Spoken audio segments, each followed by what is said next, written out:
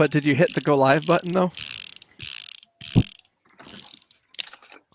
What is that god awful noise?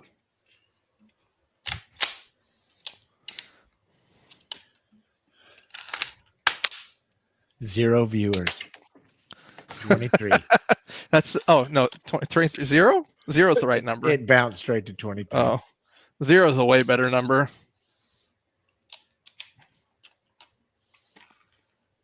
Wait, which is the intro we are supposed to run? Is it season 5? 5. That's the one we've been running. Yeah. It's Season 5 forever. Season 5 forever. What you guys do that for? How come you guys try to be ATF agents? How come you?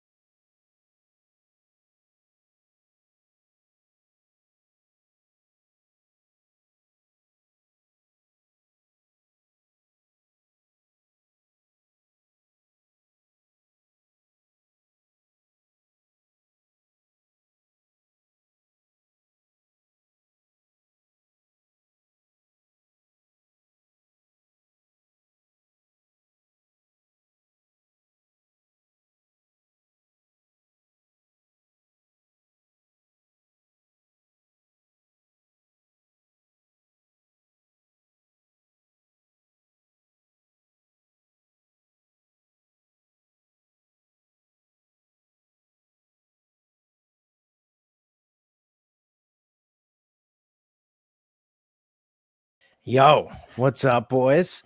Oh, Since wow. we were Totally shot Kennedy. last on, somebody got killed with a 3D printed gun, allegedly, in New York City, dude. Pretty crazy. Very cool. What was it? FMDA 19.2? No, That's it's what I heard. Chairman Do we One. know? Well, Yeah, we know the gun, but do we know the can? They haven't said, right? Dude, I I bet don't my know. man printed it, dude. The pill That popper thing 22 refused to run beta. correctly, dude. Yeah. Yeah, the second the video came out and he's like, ugh, I was like, that's a 3D printed gun, isn't it? Yeah. Well, before All right. we get too lost in the weeds, I think we should acknowledge who our guest is going to be for the day. So if you guys don't know, there You've never was consumed a ham sandwich in your life.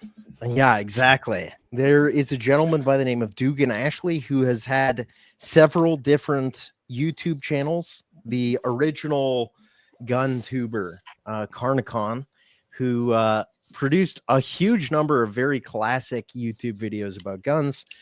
And more recently, he's been focused on energetic stuff. So making things as spicy as possible. So without further ado, welcome to the show, Dugan Ashley. What's up, dude? Can you hear us? I hear you great. You hear me? Yes, we hear you fantastic. So how are Okay, you great. doing tonight, dude? Pretty good. Pretty good. I'm surrounded by snow, so I'm looking forward to snow melting. But besides that, it's pretty nice. Nice. So I was thinking we would start kind of chronologically. So thinking back to, Carnicon stuff, I feel like, we have a bit of experience with being in the gun space on YouTube now, but you sort of forged ground there. So what was YouTube like in those days? What was it like being specifically a gun tuber back before that was even really a concept? Yeah. Yeah. I mean, it was a lot different. There was some kind of, I guess, like when I first got onto YouTube, I mean, I was on YouTube before Carnicon, and it used to be like the Wild West where you could upload, I mean, it's kind of like a mixture. I mean, you could get away with stuff that would be like, you would find stuff on YouTube that would be on like, I don't know what, like gore channels and stuff, like, Live leak. They just let you put, live leak. Yeah, you can see that stuff used to be on YouTube. Like, so when I first got on, it was like that. And then, you had FPS Russia, was the only like gun, you know, like big gun. I mean, there were lots of gun channels. They just weren't like the FPS Russia one was kind of like he was trying to, you know, he had an idea that he was trying to put out there. It's just like a very specific flavor, and the Carnicon thing came about from I can't remember. Oh, I think I wore an outfit for Halloween one time and just made up a character, and then that character ended up being Dugan Ashley, and then I just designed the Carnicon. It just kept extending off of that, and then I just started making YouTube videos, and people started watching them, and then so I just kept doing it, you know, and started having fun with it. YouTube was very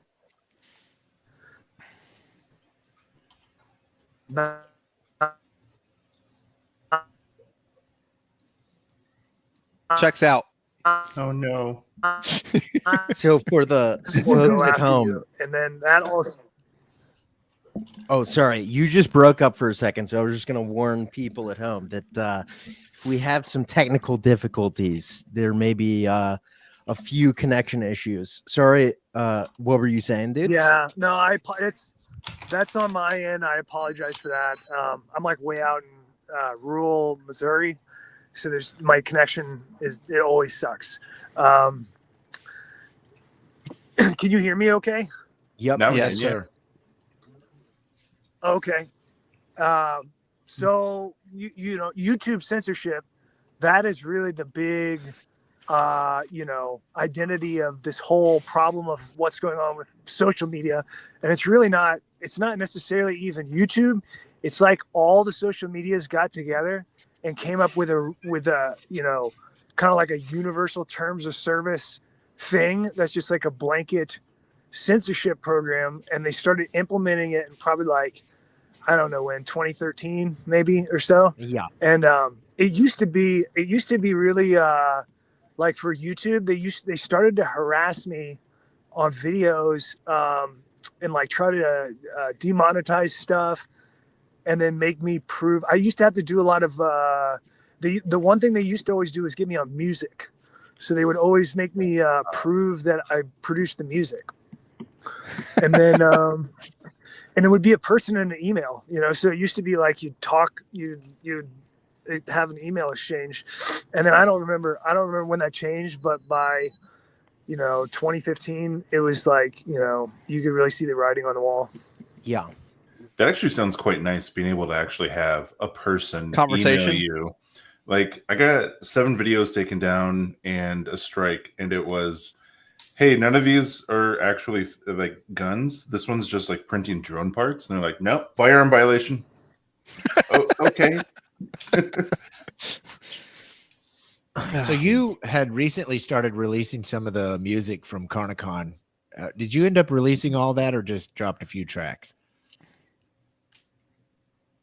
Oh yeah, it's no, yeah, it's so stupid. The only reason that I can't do the music is simply because, for one thing, I can't really spend that much time on it to like you know, like really dedicate time to finishing tracks and stuff. But the other reason is my computers keep dying, and then I don't transfer over the hard drive. So like I have a stack of like, you know, computers that will die, and I just buy a new computer, and then I never recover the hard drive. So then I just have to like reproduce everything all over again, you know? How do you not live with a tinfoil hat on your head? If I had more than one computer die with my music, I'd be like, they're after me. Like, Yeah, I don't know. It's just happened, bad luck. So in the Carnicon days, like, what was producing your first video like? I don't know. I mean, I didn't know. I mean, I always felt like, you know, I mean, I like funny jokes and stuff, you know, that I come up with, but I don't know how much, you know, I don't know if anybody else will think it's worthwhile, you know, so I didn't, you know, I have no idea what it's going to look like. So I was just making these jokes, and, you know, sometimes people did not like it, you know, like, especially, I mean, when people did not know, which is ironically my you know, the most fun that I had in Carnicon was when people didn't know about it. So like I could go to a gun show and like troll people, and you know they didn't know who I was, and they had no idea what was going on, and that was great. And then by the end, it was like you couldn't do it at the end. I was like, man, it's just not as fun, you know. Like they don't think I'm real. They know I'm not real. Famous to pull it off anymore. Yeah, right.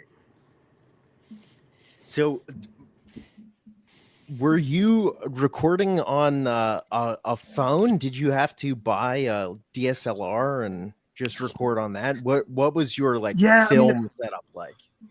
The first ones were just, you know, like the cheapest, you know, whatever. I think I had a Sony Handycam sitting around, and I just started recording with that, you know. Okay. So that's like the first videos. They're just that, and then, you know, I mean, I got like DSLRs and stuff later, but it was mostly like budget stuff, you know.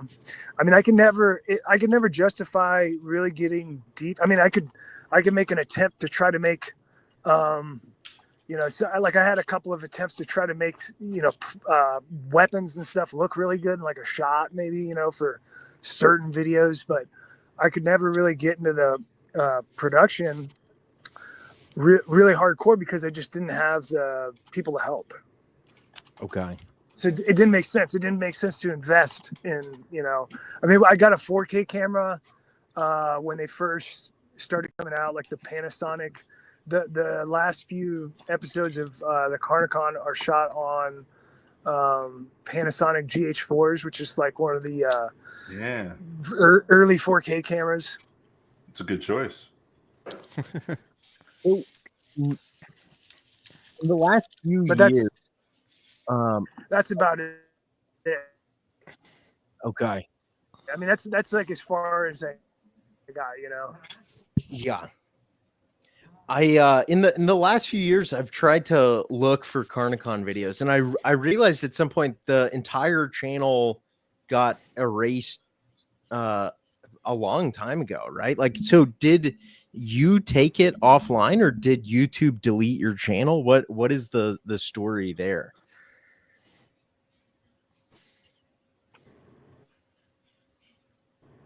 Again? Say again. Say it again. What is the YouTube story of?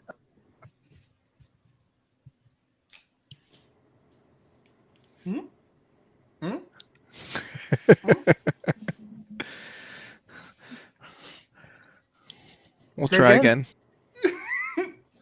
Yes. Sorry. What I was asking was, did you take Carnicon the channel offline, or was that YouTube that did that? No, I pulled it down. Okay. I pulled everything down. And what was the motivation for pulling everything down? Because I wanted it to disseminate more and be decentralized and not contained through YouTube. Like, I didn't want YouTube to be like the portal to all the work that I did. I wanted it to be like diffused and hosted by other people. And then that's what, you know, that's like naturally what, you know, it kind of worked out as, because as soon as there's no, you know, as soon as you realize like, okay, there's no, you know, there's no monetary benefit to this. There's no, you know, YouTube's always going to fuck with me.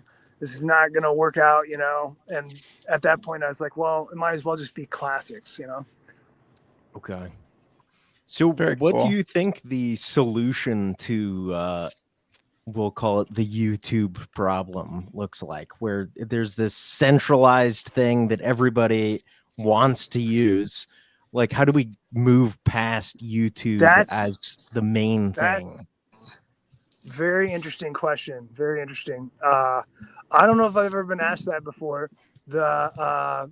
So what's really interesting is that, you know, from what YouTube used to be, which is just, you know, a private company that would host videos, and then it turned into, I mean, it essentially turned into a modern, you know, free speech, you know, it's the public forum. So it's the visual media version of the public forum. Like, if you go out and stand and talk and discuss ideas, if you do it in the form of video, the square where people will come to listen the most people will come to listen is going to be YouTube.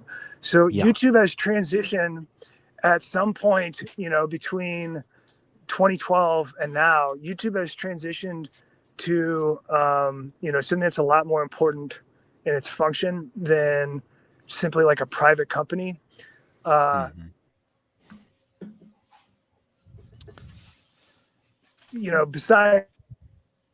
Besides the government funding and stuff that they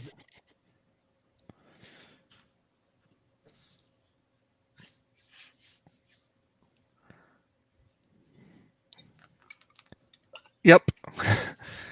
I was going to ask how much. Public forum, I mean, that's a really dangerous and scary thing about it, or Oh no. You've cut out. I'm here. Can you hear me? There you go. Okay, Yep. yeah. There you go. I don't know We what's can going hear on. you again. So Okay, I'm Like, just super start- delayed. I think that's what's going on. yeah, well, I was going to say, like, so talking about that piece, like, do you think a lot of that has, you talked about the government funding and stuff, do you think a lot of that has to do with going from trying to be so profitable by increasing ad revenue and that kind of piece of it, that now that they're so focused on bringing in the money from people advertising, that's maybe why they've transitioned so hard? I don't think I mean, my judgment, I don't believe it. So I don't think I mean, there is ad revenue to be generated from YouTube, but there's something that YouTube offers that's a lot more powerful, which is hegemonic influence. Like YouTube can normalize ideas. You can use YouTube to, I mean, if you look at like the gun space, I mean, the gun industry is like a $22 billion industry. It's pretty infantile in terms of, their understanding of markets and advertising and stuff. It's not as competitive as stuff like, I don't know what, food and beverage, or like, clothing or something like that. It's not or movies, film, they use lots of psychological sales angles and things that the gun manufacturers don't do any of that stuff. Like, it's just the products, right? But even they understand that, you can send your products out to a bunch of people and they'll use them on YouTube, and then you can sell. Yeah, for sure. A shitload of products, so like YouTube is influences what, regardless of if it's real or not, it influences everything. So you can really, if you use some clever, obscurity, being like a bot farm, or I don't know what, some huge server farm, you can synthesize general consensus, which is it's a problem.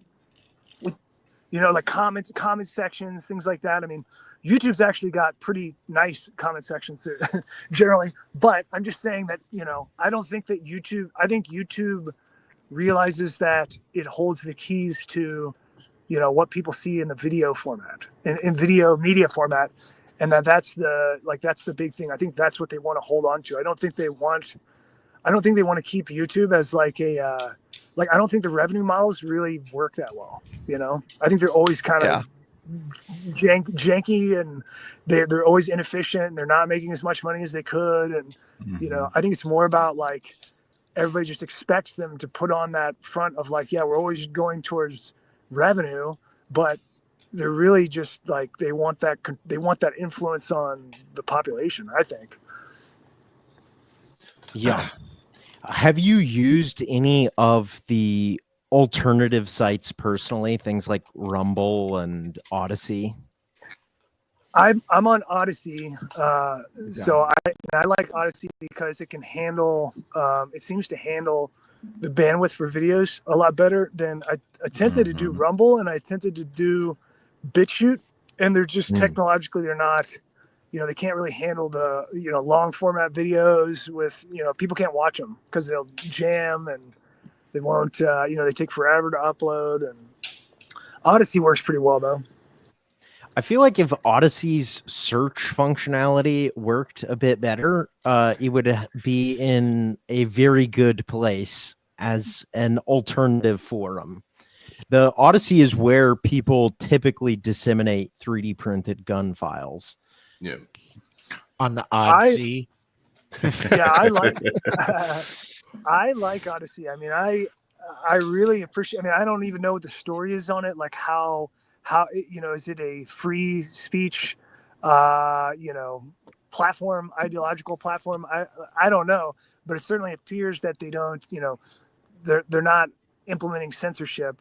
The censorship stuff is just like, to me, it's just totally unacceptable. I mean, I think it's probably like one. It's one of the worst things that especially if it's a conspiracy. Like if they're ideologically leaning to some ulterior motive and they just want to censor everybody to push people in that direction. I just think that's really immoral, So I like Odyssey that they appear pretty neutral. Yep. Well, correct me if I'm wrong here, but Odyssey folded like a wet paper sack about 3 years back, right? As far as like anonymity for uploaders and stuff like that. So like people who think that they may be anonymous on Odyssey are not. They will reply to requests. On some level, I think anonymity, particularly in the face of something like a subpoena, and censorship are orthogonal things. Like Odyssey, I think, is doing very well on the censorship front. You can say anything you want on Odyssey. Will they go to great lengths to make sure that the feds don't get your IP address? Probably not. I think that's a pretty high bar at this point. Like as long as and just have your I's dotted and your T's crossed if you're gonna fucking be based. Freeman. What was that, dude?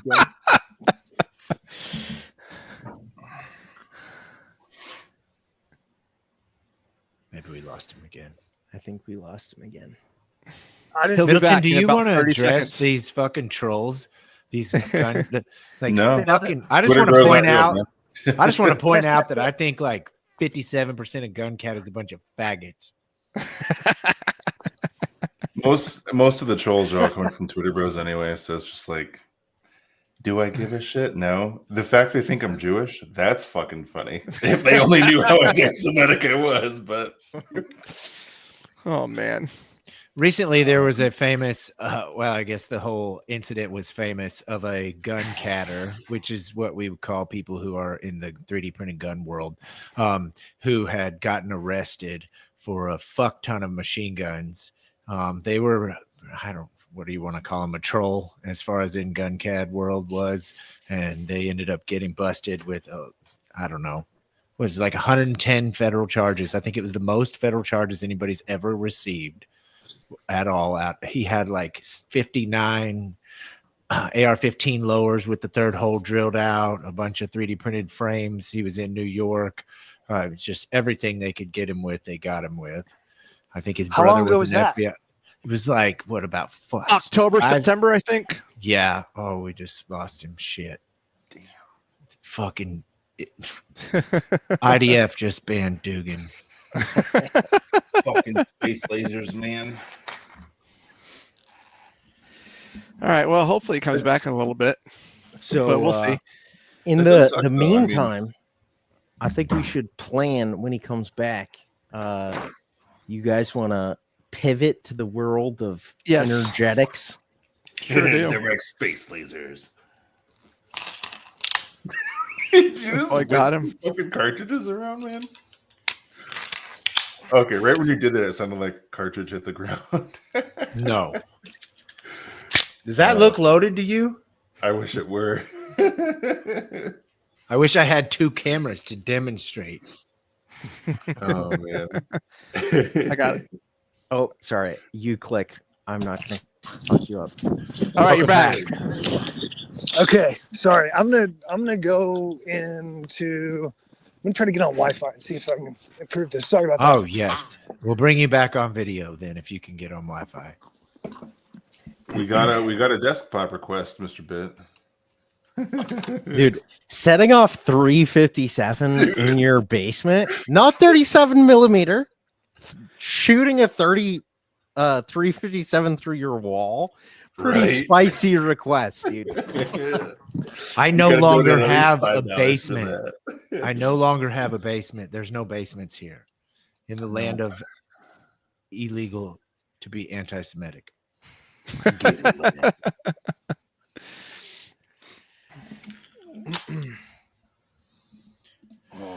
All right. All right, so Well, let's see if he gets himself back up. You muted, are looks like. muted. If I assume that's intentional, but I'm just letting you know just in case. Yeah, Samurai says desktop enough and you'll get a basement. It's true. It's just sand. Oh That's man, really good. Bit doesn't have any women. He only has men now. He's gay now, and he only hooks up with men. Plutonic relationships only. Yo, Hey, there we go. what's up, dude? Okay, can you hear me now? Yes. Oh, much yes. better.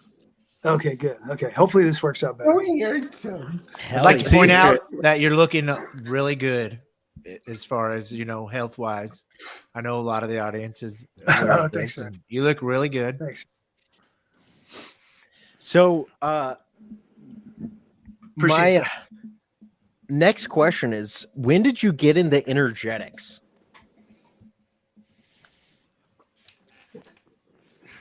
I mean, really seriously, I've only gotten into it in the last probably 7 or 8 years. But I mean, I've been doing explosive demolitions and stuff for quite a while. Okay. Since military. So 18, when you 18, say really into it for the last 7 years, does that mean like doing the actual sense yourself and having a shed dedicated to Right, it? yeah, That kind of thing only started in the last 8 years. Okay. Right. Yeah. Yeah. Before that, it's mostly like, way more focused on like end products, munitions and kind of like understanding the theoretical.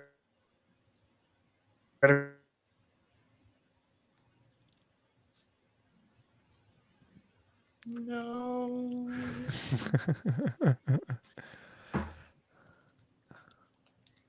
We'll get it figured out. I'm gonna start a GoFundMe for Dugan Ashley to get fiber internet.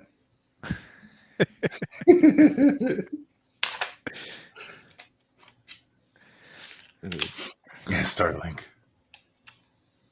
Oh. So while we're waiting for the audience, one of the things that Dugan has on his latest channel about energetics is a recommendation for this book, which I don't know if you can see that, but if you want to know a little bit about the theory stuff he just mentioned, this seems to be one of the better introductions. It's very in depth. It covers a lot of things at a high level and has some useful back of the napkin stuff you can do to guesstimate stuff. Are you back? I think I'm back. I don't know. I'm really sorry, guys. Don't be sorry. Don't We be It's don't. gonna be man. like this. No, we're having a good time either way.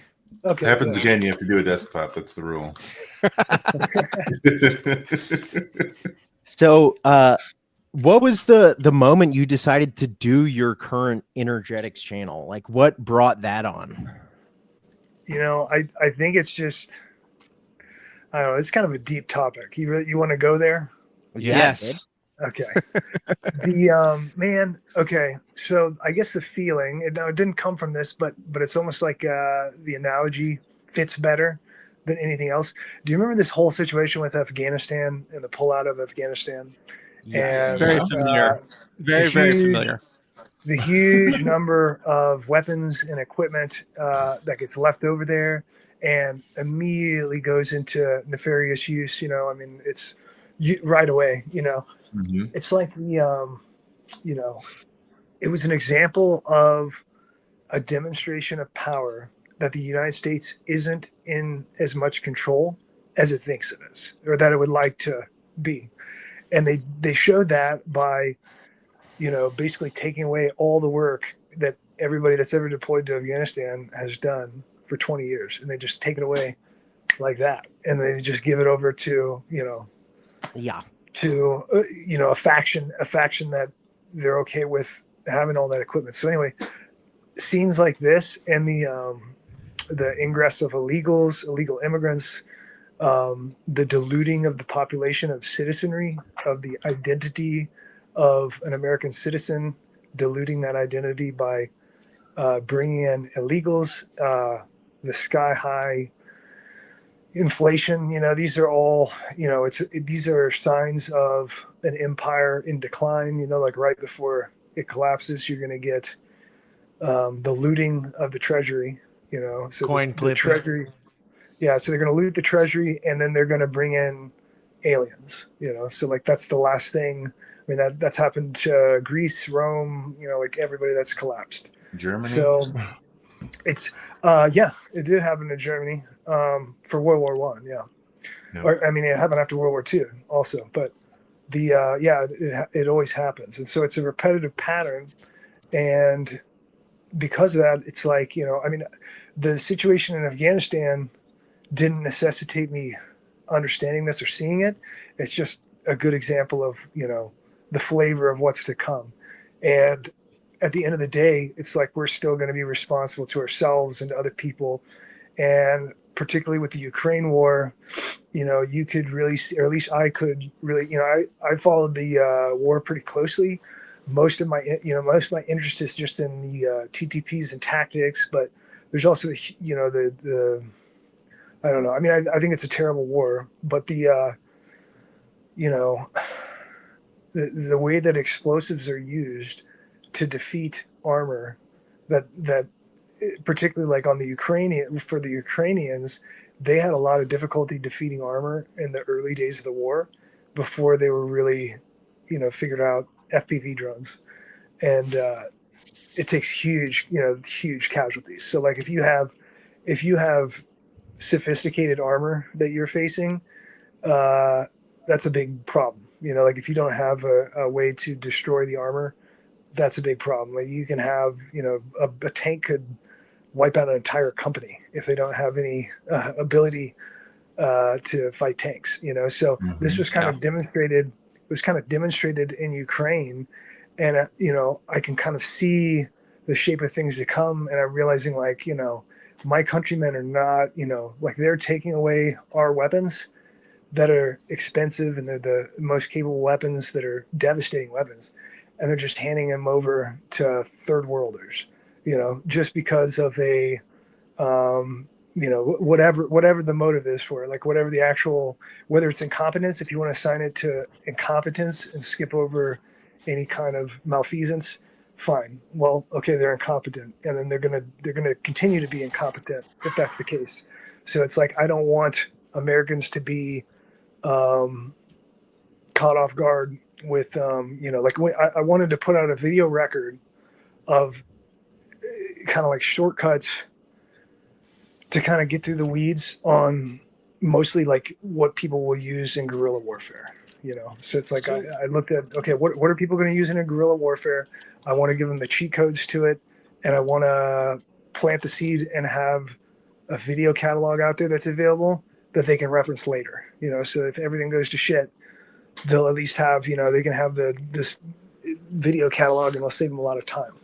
I think that is a big motivation for a lot of people in the gun cat space for why they got into it as well. It's like, how do we make it so that guns exist in some form that are trivial to make, even without machinist tools, forever? Which I love that. One question I have about your take on Ukraine is, if you were just looking at the Ukraine war, I think it would be pretty easy to think like asymmetric warfare has changed forever. Now it's super easy to build a $200 FPV drone, pilot it into an IFV or whatever, blow it up. Now the cost calculus for deploying a vehicle like that is very different. But I feel like we haven't seen those tactics in the Middle East yet with any of the recent wars. We haven't seen it in Africa. I haven't seen it basically anywhere there's war ongoing outside of Ukraine. And I can't figure out why that is. I think it's a necessity mother of invention. That, and I think there's a logistical and for other way of terms, intelligence. I mean, you're not having a lot of drones in either of those places for recreation anyway. Ukraine and Russia, they had drones before, like recreationally. So it's like a supply lines thing. If you have access to Alibaba deliveries right now, you can get FPVs going. Yeah, they're crazy, man. I just built this. I built a 7-inch recently. I built a 7-inch for. I mean, this thing cost me like, I don't know, 200. I think it was $240 or something like that. It's a 7. I mean, you can carry a pretty significant payload on here. You know, like a kilo. I think you can get a kilogram on here. I'm not sure. I'm still testing with it on this for these motors, but it's significant. You know, it's cheap. Yeah. Right when probably early 2023, when that stuff started picking up in the Ukraine war, I feel like everyone started buying drone kits and parts and being like, all right, what can we do with these guys? But I think the other half of the puzzle for normal people is the energetics half, right? Like if you don't have easy access to explosives, you can't drop grenades, you can't fly your thing kamikaze style into an IFV. So you are really sort of filling that initial gap there. Yeah, and it's a really difficult, you know, there is no, I mean, both in terms of like morality, but also just if we skip over morality and just go straight into like technical, you know, technical possibility, like is this even this transfer of information? It is possible, but it requires a lot of sifting through bullshit. And by bullshit, I mean stuff that is not optimized for the idea that people have in their minds. Like there are one of the things that has always annoyed me about you know, energetics chemistry community is that there's so much theoretical stuff that goes, like everybody is just like, I mean, basically, essentially a chemist, an energetic chemist is going to sit around all day and just imagine experiments all day. So they're just going to be doing theoretical experimentation in their head all the time. All the bad ideas just get forgotten, and then every once in a while they'll get a good one. They'll be like, "Ooh, I gotta test that. Like, let's go to the lab."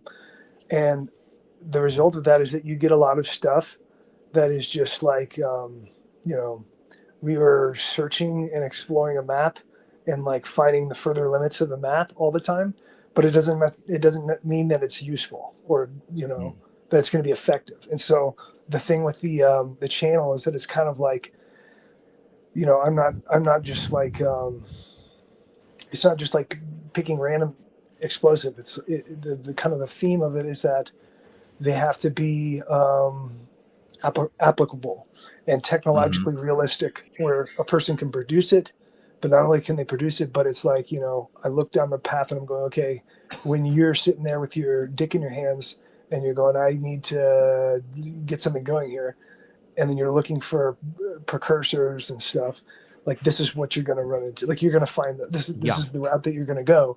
And so that's like dictating everything on the channel is the path that a person is going to stumble down when they start trying to realistically figure out like, okay, what can I actually produce, you know, in volume? What can I, you know, there's a lot of explosives. It's really difficult to make in large quantity. So it's like, you know, I got to pick the stuff that can actually be produced on the scale realistically that would be used as a weapon, you know, a defensive weapon.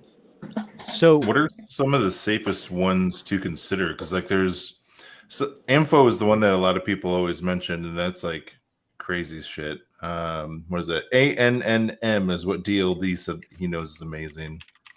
Yeah, ANNM is really good. ANNM is probably aside from your nitromethane bottleneck, because there's not a lot of producers of nitromethane in the United States. There's two main producers, which would be like Hyperfuels, and then there's Roco Fuels. They're like drag racing fuels. Oh shit. they'll use those are like the two major sources in the United States. And then your price is like $80 a gallon, or like $80 or $90 a gallon. But it's a really excellent explosive because you can, it is a liquid-ish type of composition, or like a mush. So it has to be in the correct container. But it's pretty powerful. It's super easy to prepare. I mean, you can prepare it on site. You can, it's a lot easier than other stuff. Okay. So one question that I think anyone that's trying to teach people about a dangerous topic has encountered, something that I think is very common in GunCat, is there's this sort of divide between two ways of thinking about teaching people. One is like gatekeep by making things sufficiently difficult that only non-retards can progress. And the other is everybody get in the tent, Yeah. And I'm in the how do first. you deal I'm with in the that? first camp. So I'm in the first camp with explosives, and the reason is that there's a couple of reasons. Is that number one, like my enemies will use this against me. So it's that's just the way that it is. So it's like, any information that I put out there is going to be used at some point someday by somebody that's going to be counter to whatever interests I have. That's just what's going to happen. So that's always in my mind. So I do some gatekeeping. The way that I do it on, it depends on what the topic is, or the explosive that's being produced. But a lot of times I reference stuff that you would have to understand to even approach synthesis, like like molarity concept, the concept of the mole. That is a big. I mean, it's pretty simple, but if somebody's not going to spend the time to research and understand the mole concept, then they're probably not going to get very deep into interjects at all, because it's sort of like the equivalent of like the mill in a scope, like when you use a rifle scope and you use mills to accurately range and to get holdover.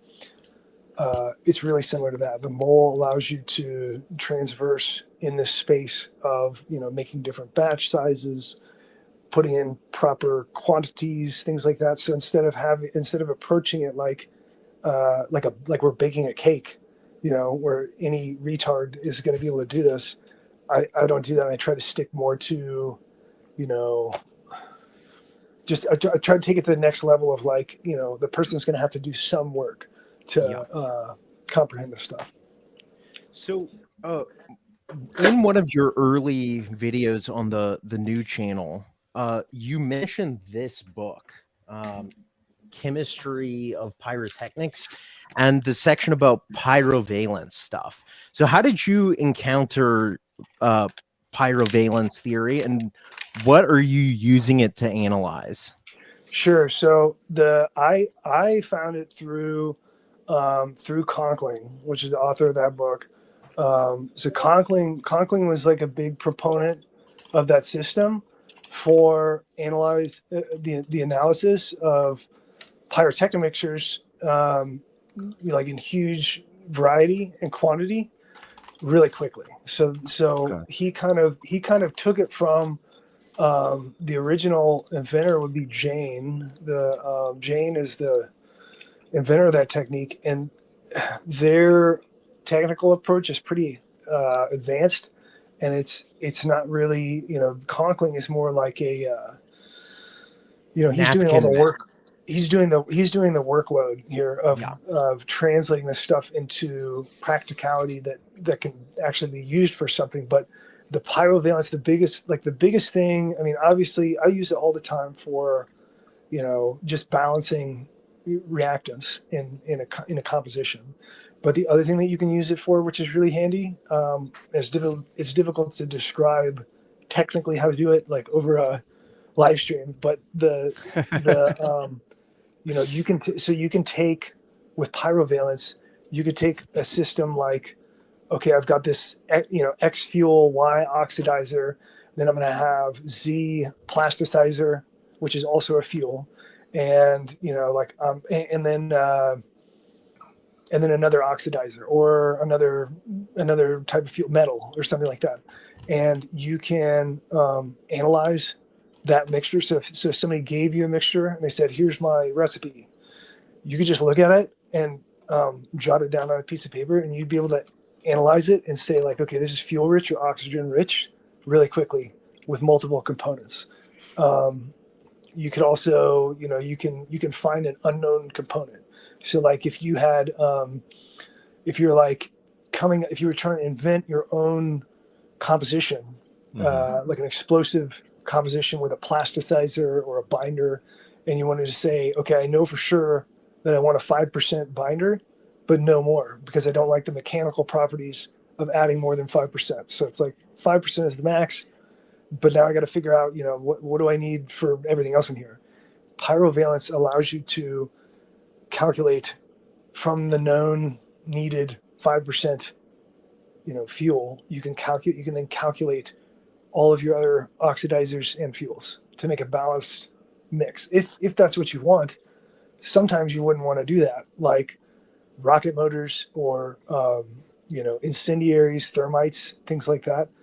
Time delays, if you're using time delay systems, a lot of those are kind of your traditional Goldschmidt reactions that will use fuel rich mixtures where the fuel is like way overboard, and it controls the design. It controls the nature of the effect and how much energy is going to be realized.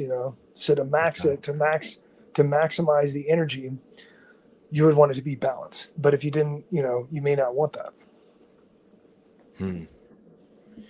So if right now all the videos you've produced on this new channel were going to be erased from all of time, and you get to save one of them, what do you think is the most useful one to save for the future consumers?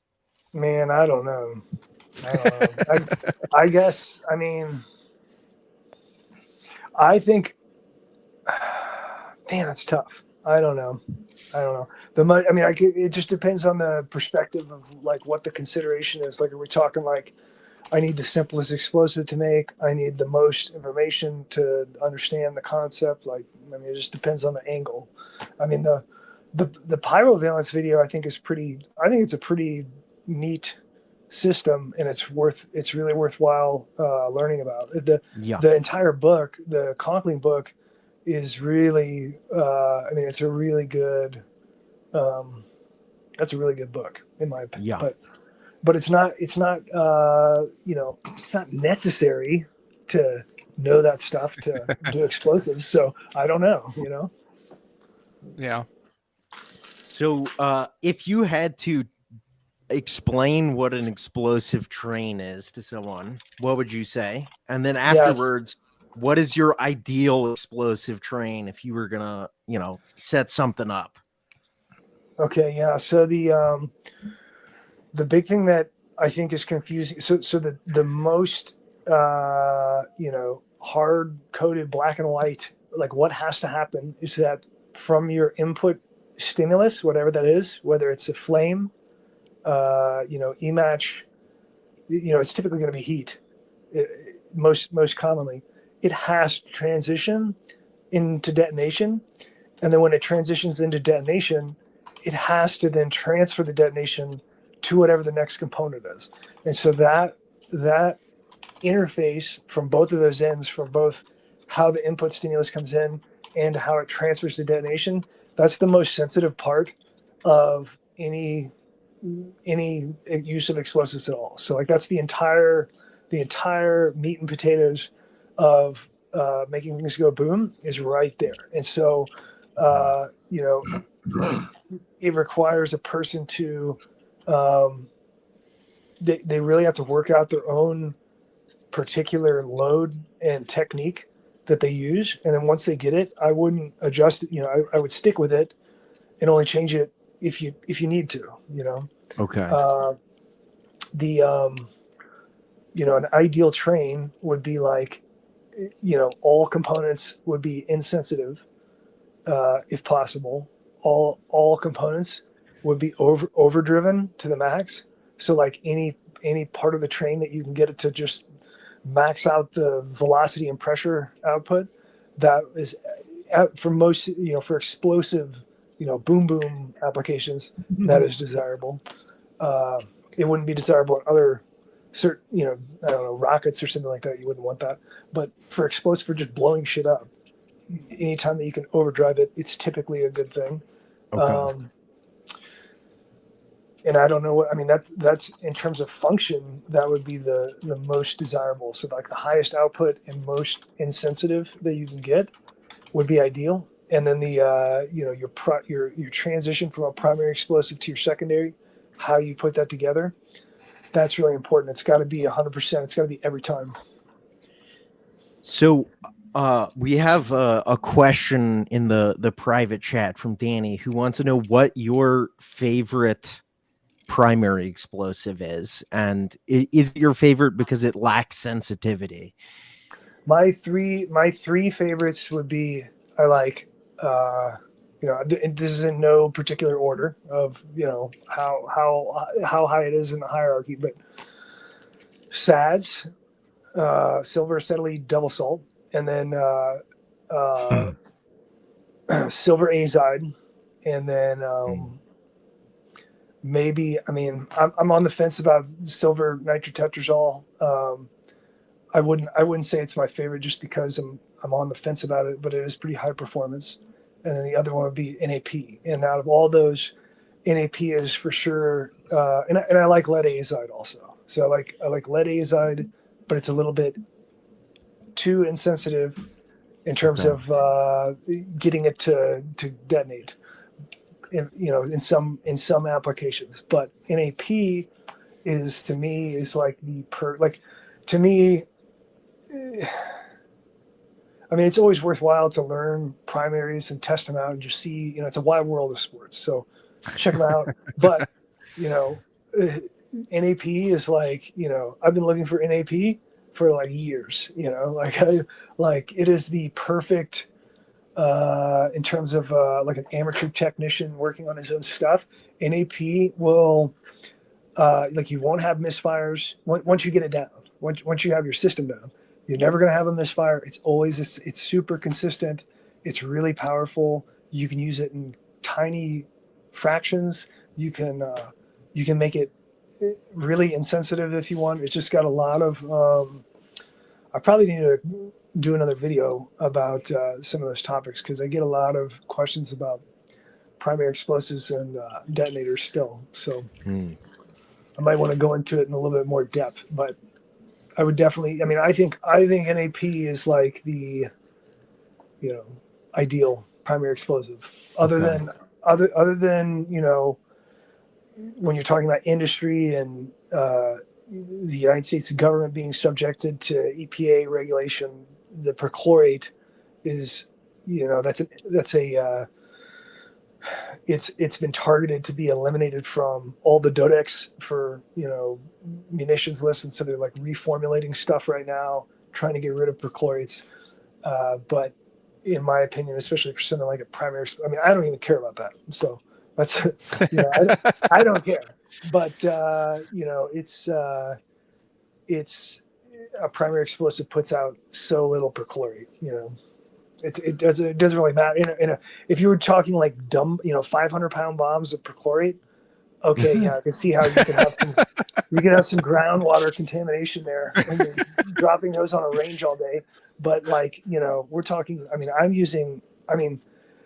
can get NAP to detonate low density petin in about 500 micrograms, which is like, you know, which is like, it's very small, you know. So Your it's like, microdosing explosives. Yeah, so it's and it will detonate low density PET. So it's like a very capable. There's not a lot of primary explosives that can do that. And by not a lot, I mean I don't know of any. I mean maybe some of the tetrazoles, but they have problems too. They dead press and like silver nitric tetrazole is really dead press is when you press it and then it becomes inert. Like you increase the density and you get to max density, pressing it into a cap, and then it won't fire. So you get like you get a hang fire or a misfire, and it's really dangerous. So it's not. I don't like using any primary explosive that dead presses. I don't like using a primary explosive that has a I want the functionality in terms of engineering to be on off light switch. So I want it to be. I don't want this blowing up. It's off. When I want it to blow up, I want it on, and then it just boom, it blows up. I want it to be like that every time. I never want like a lot of people. I get comments all the time about NHN, nickel hydrazine nitrate. I am familiar with the hydrazine, inorganic hydrazine complexes. I do not like them. I don't like the way they perform. The DDT transition from going from an input fuse to detonation is too slow, and it's too large of a payload for, I want to be able to have the flexibility to go into a micro device or go as big as I want. NAP is just really different. I mean, there's guys in my Discord that are detonating there's a guy that detonated a 70-gram charge of NAP. That's like he's just making basically using it like a secondary, Okay. which is feasible when you're dealing with, especially with if you do the INAP, if you do the isopropyl variant, isopropyl NAP, that is the most, as far as I know, it is the most insensitive primary explosive ever discovered. So it's extremely insensitive. You could use it as a secondary explosive. So one question I think a lot of people in our space will wonder is, what is the legality of doing this stuff, and how do you sort of navigate through that? Well, essentially it's, where you'll really get caught up in a hurry is when you're exchanging, commerce. So anytime that commerce is involved, you're automatically, you're zeroed into the purview of the ATF. And the State Department is going to have purview in terms of, technology transfer and stuff if you're doing anything overseas, or even, I guess, if you were doing it in a public forum type of way. I suppose that, they could probably get a foot in the door if they wanted to there. But you're covered broadly by intent. So if you're a guy that's wanting to make like a bunch of, like, you just want to have a closet full of fragmentation munitions and like wicked fucking landmines that are gonna blow people's legs off and shit, and you fill up your house with that, then don't have an SBR. Don't own an SBR that's not registered, right? If you do that, then you're gonna be viewed very unfavorably if authorities determine that's you. If you're if you're engaged in like research or development of a technology, it's a totally different story. There's huge flexibility given to your intent, and like somebody would be, if you were investigated, they're gonna have an idea of what you're doing. Most of the time when they're getting people, it's usually for other things. Like they've already fucked up and done something to piss off a bunch of people, and they're like, oh, and then he's using explosives too, and then they go in there, and then they're usually irresponsible in that case, and so they're going to find a bunch of violations, and then they're going to get hemmed up most of the time. The latest one I heard about was this guy. Did you see that the guy that just got arrested? I think it was a FBI pinch on Freeman. I think it was 40, maybe 37 millimeter grenades. No. recently. Yeah, so it was in my Discord. Somebody posted it, but they have photos in there, and this guy got like arrested with like ammo cans full of, it's like 3D printed 37 millimeter grenades with like he has the bags labeled like HE frag. Yeah. I think that's the same guy. I think it's the same guy that. I think it's the guy that had the short barrel rifle, and like he got ratted out for that initially, and that's what got them their warrant. And then they went in and they found all these explosives. I think it's the same guy.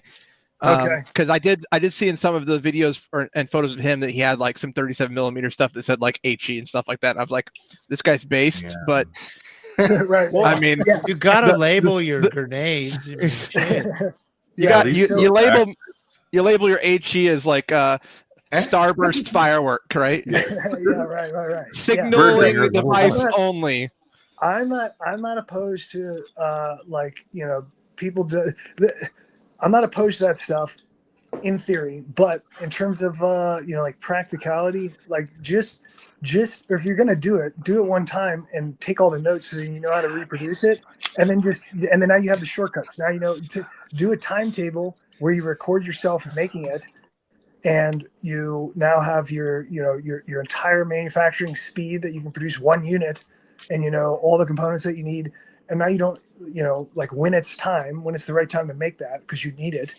Now you can just execute, you know, and you can make as many as you want. And you have all your data there, and like that's the way to do it. And then stockpile your materials that you'll need, and then you just know, like, okay, in this supply, I've got X number of materials, but these are all in a completely native state that is not, you know, there's no weaponization going on here. We're just storing materials. Like We there's are nothing. not lawyers, and this is not legal advice, but you should listen to this. And So, Right. is it legal to weaponize at all? Like, if you are out in the field and you make a landmine and blow it up and then leave, you're probably not going to get caught, but it's illegal, right? Yeah, it's definitely illegal. And if you're transporting explosives, like in a vehicle or something, driving around with them, like if they know that that's what you're doing, like you're gonna get fucked up for that. Like, Yeah, they're not gonna take that make lightly. it on site. Make it and blow it on site. They don't like that shit at all. Yeah, they're gonna destroy it. They're probably, if it's in your car and they think it's something crazy, like they're just gonna fucking blow up your car. They're gonna destroy your car and blow the shit up in your car because they're not gonna want to. I mean, people freak out about explosives, so it's like it's blown up in 1 month. Yeah, so you don't want to be, you know. I don't think I don't transport. You know, like I mean, I have land that I can detonate on, so I don't need to transport. I don't think it's a good idea to transport. You know, if you do transport, then I would say, like, in terms of the moral side of the issue, you really want to think twice. I mean, the legal side of it is like, yeah, you're gonna, if you get caught, like you asked for it, but if you did it, if you're gonna do it, like, be considerate and don't fucking drive around with like 20 kilograms of something in your car. Or some poor woman hits you at a stop sign, you fucking incinerate, you fucking blow everybody's heads off. You know? And don't post it on Twitter when you do use it. oh man, you know what I mean? Just like be somewhat responsible, right? Yeah. I mean, I know people are gonna do it, but it's not. I don't think it's worth it. I think it's worth it to use your noggin and figure out a system that works for you, that's repeatable, where you can get a testing situation going on. I mean, I don't know what the solution is to that for someone's particular circumstance, but I don't think you should transport, and you definitely don't want to be. I mean, if we have like a existential war going on, bro, like, let me have game on, yeah, game on. I have an efficient wire to cover the state. It's not, but the situation is not there yet, and they're not, like the federal authorities are in no way sympathetic to that. So, like, like they're always going to hammer down on you hard. So there's just so you guys in the comments that live in studio apartments, don't go try to blow your primary explosives in your studio apartments. Go back to your mom's basement, and it's a better choice there. Now, if you're doing small, like especially fuses and stuff, like if you're going, I would say I don't know where the line would be, somewhere around. I mean, if you're in a city, I'm trying to think of the realistic possibilities. You could probably, it's going to be under 5 grams of a charge for like primary or secondary, but you can get away with indoor testing. You know, like if you were really into research and are dedicated to it, like you can build a setup where, you know, you're testing caps indoors in a muted environment where you're using like a sandbox, things like that. I mean, people have all kinds of creative solutions that they come up with to detonate this stuff in cities. There's a lot of people in the Discord that are like, you know, living in fucking Moscow and shit like that, and they're blowing up stuff all the time. You know, like they just have to be really creative and safe so they don't fuck it up, and you know, really creative with how they do it. But you can get away with it. I know you got a good tinfoil hat on you. So what's the take on this whole Cybertruck explosives thing? I mean, at this point, man, like I don't even speculate anymore because shit has just gotten so, you know, and there's so much. It's impossible. All I can tell is like the broad strokes. And on this Cybertruck thing, when I see that, all I think is like, okay, these are just a bunch of icons, all related. So you have like Army veteran, the Cybertruck, Trump Tower. It's like AI. It's like AI had a fever dream and it was just like how to build a terrorist. Chat GPT. How do I build a terrorist? Yeah, like that's how it is. You know, so these are all like relevant, topical things that are floating around on this sociosphere on the internet, and they just all got turned into jambalaya on the Cybertruck explosion. And you know, it's super weird. Like I don't know. I mean, I was on, you know, like the old conspiracies like a decade ago, thinking that like the end is near, you know, like which definitely shit's going down this year or next year. You know, that was like 10 years. That was like 10 years ago. So like now at this point, it's kind of like, you know, I don't know. I mean, I know I think I know the broad strokes of what's going on. I don't know what's going on with Cybertruck. It's kind of fun to think of like some guy at the FBI being like, all right, Chat GPT, give me 5 really viral terror attacks. The American people deserve better written psyops. At least go Chat GPT Pro. Jeez. It really is all like right. that, though, isn't it? It seems like that. All right, I got a question about fuses and making stuff safe for pre-det in case of, like, say, for instance, I had a spring fuse system like the one kind of that I'm holding that has initial, like a small pistol primer on the spring fuse. And what was do you have any good methods to make it safe so you don't get pre-det from the pistol primer to the secondary or the Sure. flashbang? Yeah, sure. So I would reference the Anthony Shaw patent. He's got a patent under I think it's under U.S. Army Arctic. There's a patent. The patent has lots of the information. That's why I reference that. It's Anthony P. Shaw. And so this is he's a scientist and explosive technician that's worked on fuse trains. You know, he does a lot of pyrotechnic work, and he's got a really good book called Thermitic Systems. Thermitic System. I don't know. Thermite. Anthony P. Shaw. It's about 1,000 pages, and it's got every single thermite combination that you could possibly ever dream of, and it has the entire. I mean, it's a really incredible book.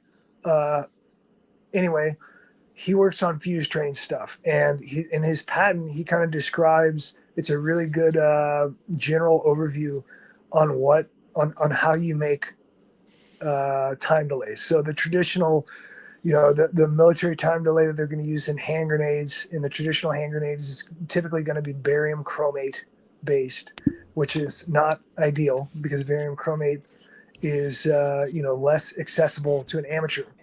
But what you can do, and this is where I would reference that Shaw patent, is that he's doing. Let's see, what is he doing? He's taking he's making a thermite system with something that the maximum heat is somewhere around like 2,500 Kelvin for max output heat at stoichiometric max energy output possible.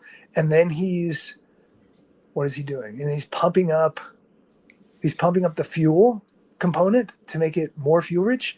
And then he's using that as his time delay. So in a fuse, if you're talking about a fuse, how to prevent pre-fire, it has to be a hermetically enclosed central tube.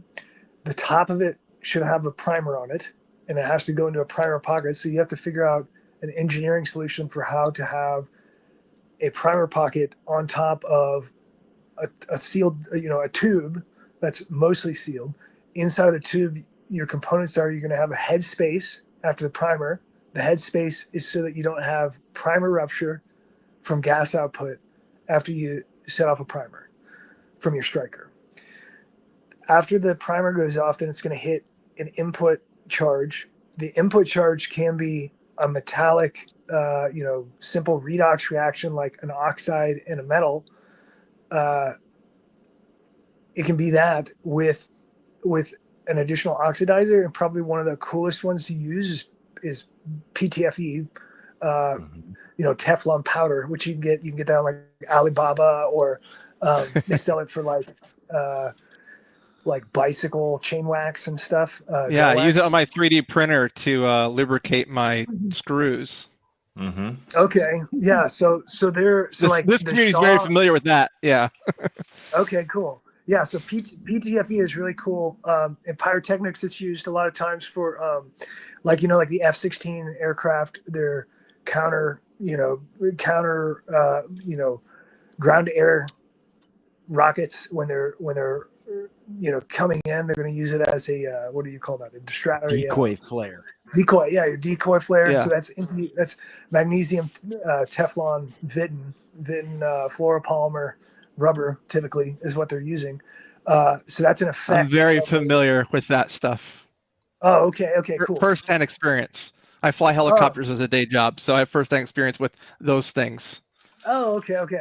So great. Okay, so what Shaw? So this helps because it's kind of hard to explain. If you look at the patent, it'll make this, you'll have be able to go a lot more in depth. But essentially, what he's doing is taking simple, metal thermite systems that are lower energy, so they're more slow and stable, and he's using that component as the time delay on the input and output.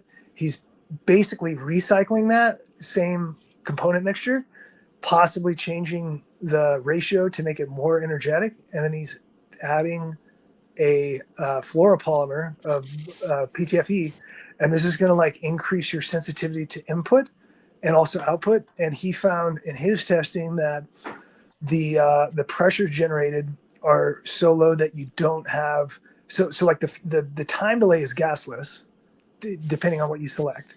The time delay is gasless. The input and output have gas, but it's it's typically under what it's under the volume that they're getting out of the legacy grenade system. So it's really good. And it's his systems, he's using I think he's using tungsten and manganese dioxide as the time delay, and then he's using titanium and manganese dioxide and PTFE as the input and output charges. And then I found after messing with this stuff, I found that you can change out a lot of these components within reason, and you can I've actually referenced his book in messing with this and just kind of matching up the maximum heat output so that they're similar profile. And I found that other stuff like silicone works really well, which is great because silicone is it's available way cheaper than titanium. ATF's cracking down on titanium, so you're only finding larger mesh sizes of titanium available typically, whereas silicone is not They're not going after silicone. So silicone's gonna be around a lot longer, Yeah. So Basically, what you're it's saying cool. is like it's creating less pressure, so you're not blowing out whatever that fuse delay is in that time period with that You're not PTFE blowing or out, whatever. you're not blowing out The the whole- primer Yeah. at the time from excessive gas pressure. Then it goes to the time delay. The time delay portion doesn't produce, it's gasless. I mean, there is some gas produced. It's really low. Output very cool.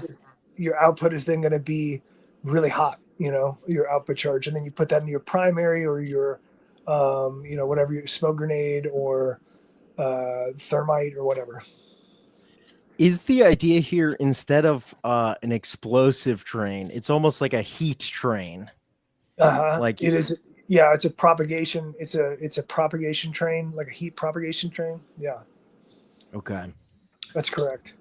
I'd be remiss to not ask about rocketry and if there's any interest in that with Wild Arms in the chat. Do you have any interest in bringing some of your love for the boom booms to fast boom booms? Yeah, I mean, I would love to work with rockets. I'm just really weak in that, like I don't have any. I mean, rockets. Like, I mean, we should definitely set you up with Mr. Wild himself. Bro, Wild Arms yeah. is like a rocket whiz. You two together would be some pretty wacky stuff. That'd be awesome. Yeah, sure. Yeah, no, I really like rock. I like rocketry. I'm really into the munitions side of it. Interests me more, but I find it pretty. It's interesting, like the overfueled, rocket compositions, and it seems like there could be a lot of stuff discovered in that field also. He's building a hypervelocity carbon fiber tubed civilian rocket right now. Yeah. Yeah.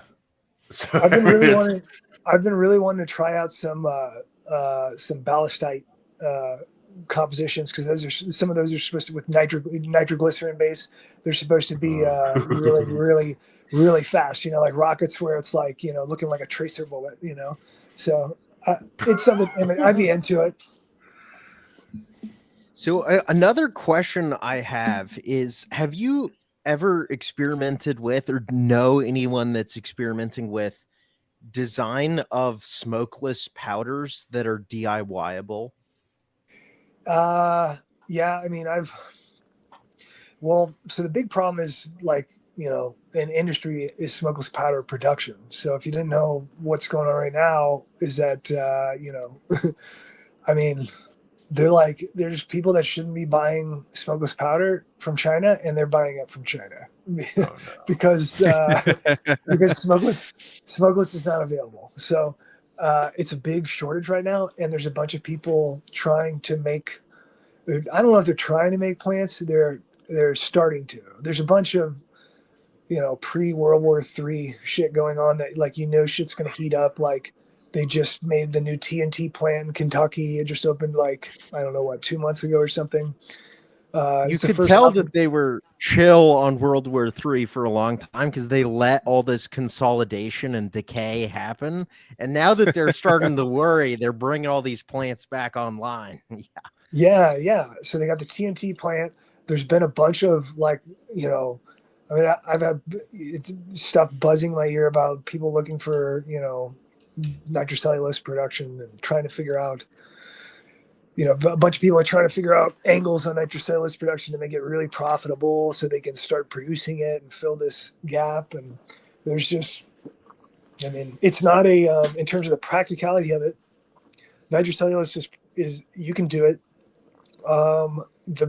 You have two basic problems with nitrocellulose. The first one is cleaning your product so that it's acid free, because you can, if you don't have acid free product in your process, it's notorious for, like, catching on fire or detonating, in factory storage. So this is like the the age old problem with nitrocellulose production. If you get that down, which is it's very possible, you just have to be really careful and smart about developing your procedure. Once you get that, then the second part of it is going to be your mixing it in whatever type of, what are you doing, a double base, single base, whatever. we putting graphite on it? Like, what are you doing with the powder? How are you going to granulate it? Like, that's the second part of it, you know, for your end use, to you know, have it in the correct morphology to do whatever it is that you're wanting to do. So if you're not familiar with that, you know, like nitrocellulose is explosive. If you're not, you know, they're taming it down and typically giving it a lower percentage of nitrogen when they're making gunpowder. So there is a, you know, variant of nitrocellulose that's, you know, a higher percentage of nitrogen. It's going to be explosive nitrocellulose. It's got to be stored in water, shit like that. So when you're aiming for gunpowder, are you like using less nitric acid? What is the knob? Yeah, it's nice. Yeah, it's just the you know, they have these kind of these I don't want to call them like dumb methods, but it's basically like, yeah, like they tried to nitrate cellulose in the past and they figure out like, oh, we just take the shit out of the nitrate bath quick before it's done, and then it's less nitrated, you know. And then so they'll do that, and then they can also, you know, they can change the ratios, but it's mostly it's timing and concentration. Okay.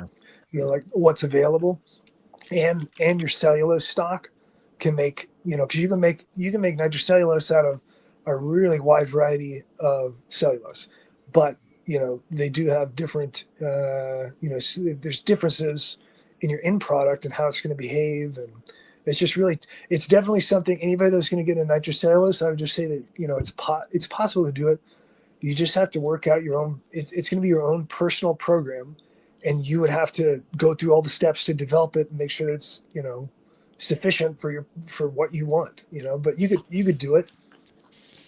See, now you got me wondering about, like, I think it was Lockheed Martin. It's either them or Raytheon, but one of them was talking about how their missiles are more eco-friendly and stuff like that. I'm like, are they just making like plant-based cellulose bombs? Like,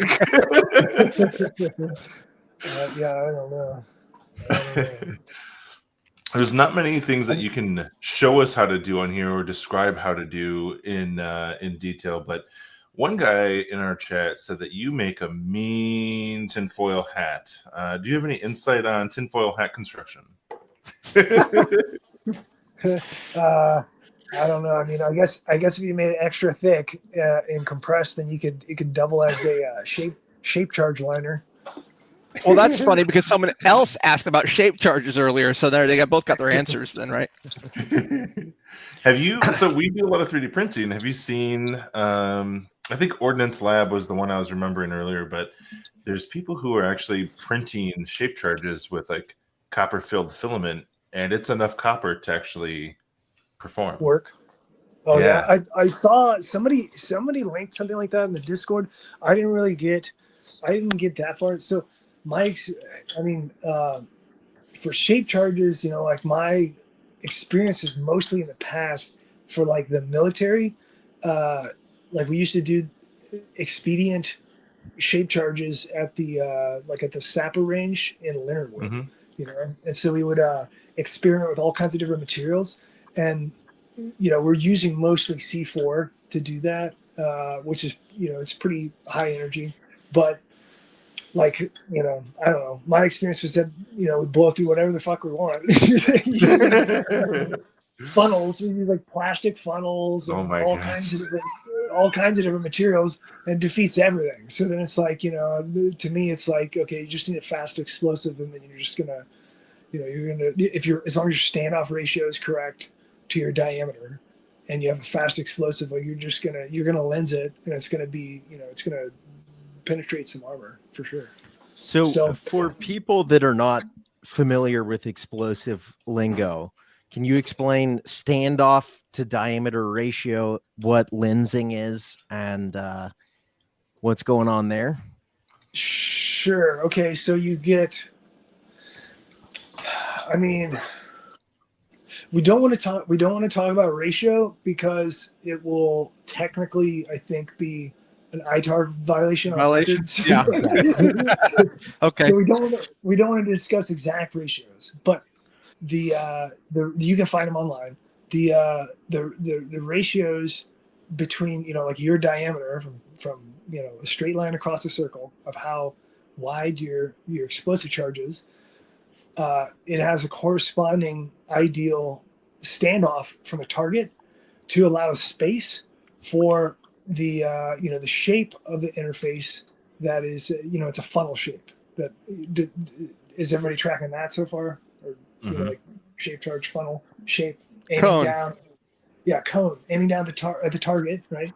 And lensing is when you're going to get a there's a lot of different theories about explosive behavior in lensing and things like that, and a lot of it is I think is theoretical. The end result is that you can dramatically increase your penetration into like a roll homogeneous steel, penetrating like a tank, destroying a tank or an armored target. You can do it a lot more efficiently using a shape charge configuration with a correct standoff to the diameter of the charge than you can with bulk explosives. Bulk explosives, you can penetrate armor with it. It's possible. It's just way less efficient. The lensing effect is it's sort of an exponential. Well, maybe not exponential. It's an accumulative effect of velocity and pressure coinciding into a point, and the way that you do that is with that angular formation in the in the cone. It's gonna direct energy downward, and you're gonna get a multiplicative effect of the velocity and pressure for a brief period. And the reason that you're using the standoff is because you're trying to make that period when it's going through high intensity detonation, you want that to be lined up with the position of your armor, so that way you can hammer through the armor with the most force. Okay. Does that make sense? I was trying to think of how to explain it. It's kind of hard to explain for me. When you ask a question that has a high level of technicality and we're like, can you dumb it down for us? Was that good, or is it? Yeah, Perfect. Yeah. Okay. Yeah. Okay. Good. So do you still have love for the P90? That's the real question. Oh yeah, I love. Here, I'm gonna go get the P90. Okay. Hang on. Yes. Okay. Yes. Point it at your camera.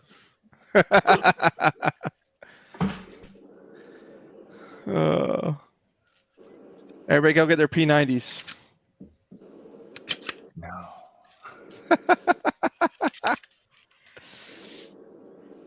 He's gonna bring his back. It's gonna be way cooler than mine because it's not 3D printed. Because the real deal. Because it says FN on it somewhere. Mine says AWCY on the side. His says FN on the side. No, Rusty, I will not show him. I your wonder pic. You what the can't make weight me. difference is. Okay, so here's my P90. Mine's 3D printed, so yours is cooler than mine.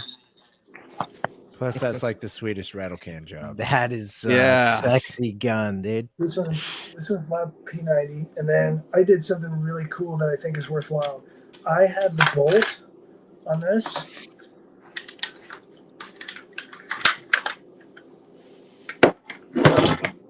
Don't want to be too loud. I have the bolt on this nickel boron on my Oh, shit. P90 bolt. I love it. I love it so much. It's so great for cleaning. It's great. My P90 bolt's made of plastic and Sarasafe. Yeah. So the bolt on the P90 is an interesting piece of engineering. So in order to make it in your bedroom, basically, it uses a metal called Sarasafe that you can melt at like basically boiling temperature, and then pour it into a plastic mold, and then it stays as a hard enough metal to act as a striking surface. It's like a lead alternative that's a little bit safer. Wow. I've never heard of that. That's really cool. Yeah, In the that's- early days of the P90 development, I ordered a P90 bolt from MPA, and it took about 2 years to finally deliver. And by the time it delivered, I didn't even live at the place where I ordered it to. Oh, And it no. went there, and I never fucking got it. So early on when we were doing the work, they were using just cut plates for the bolt to get the weight to it, but this is miserable. It was not fun to do it this way. But it works. It's just not fun. The Sarasafe method's way better, where it's like making Christmas candy. You just get you make a double boiler or an ice bath, and you pour it in, You go to Now, Goodwill, what you do get a you use pan for $1. what part of the components are they using that on? Literally, it's inside the bolt. The bolt is a shell, and it's just filled with the Cerasafe for this printed P90. Gotcha. So That everything way else, literally everything else, there's like AR fire control group, and then a barrel that's chambered in 5.7. Everything else is hardware store or 3D printed. Very cool. Yeah. I really like the. I don't think I have. I really like the Smith and Wesson 5.7. I don't have it up. I don't have it up here. Now it's got some problems. So I had their firing pin is too small diameter. My Smith breaks. Like I break the firing pins, and Smith doesn't send me new firing pins. So it's kind of like it's more of like a novelty. But man, when that thing shoots, I love the way that it shoots. It's like everything that I wanted the FN 5.7 to be, but the FN 5.7 always sucked. So it's like it's trash. Yeah. You could just never, if you actually tried to use it under time performance or anything like that, it's difficult to make a sales case for it of like, this is really going to improve. The Smith & Wesson 5.7 is not like that. It's like streamlined in every way that the FN was not. But the firing pin issue is just like, I would assume that they're probably doing a redesign right now on the firing pin, and that's what the holdup is. But it's too bad. It's disappointing. But the 5.7. Have you ever? Go ahead. I've not been too disappointed with the Rock. So I was very expecting to not like this very much at all, but the Palmetto State Rock is not that bad for 5.7 handgun. So yeah, I was going to ask if you've ever shot the Rock yet. That's like everyone I've talked to is like loves the Rock. So, and they just had the compact come out too. I think A&R Designs just did a video on YouTube about it, like a quick down dirty review on it. Oh, on a compact 5.7. Yeah, it's the compact Rock, I believe, the PSA compact. That's cool. Yeah, that was my biggest complaint with the the Smith is just like the overall length is so like it'd be almost perfect for carry, like concealed carry, but it's just a little bit, it's kind of like carrying a Glock 17 in length. But the 5.7 round, I'm definitely I'm a 5.7. I've always been interested in it and intrigued by it, but over the years it's just become more and more how do I put this? Like unaffordable to shoot. Oh, it's definitely expensive. The in terms of the anemic, no, I don't think it's anemic. Well, let me get to it. So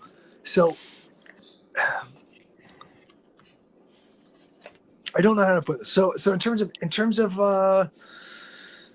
maybe we should talk about the anemia of it first. Like I have heard that forever. I just don't think it's true in my experience. I think it can really, it does one of two things. It's going to punch a paper hole through a target, or it's going to hit something and it's going to do some crazy spinny wacky stuff. The problem with 5.7 is when you don't shoot the CNS on in a vertebrae or on the vertebrae of a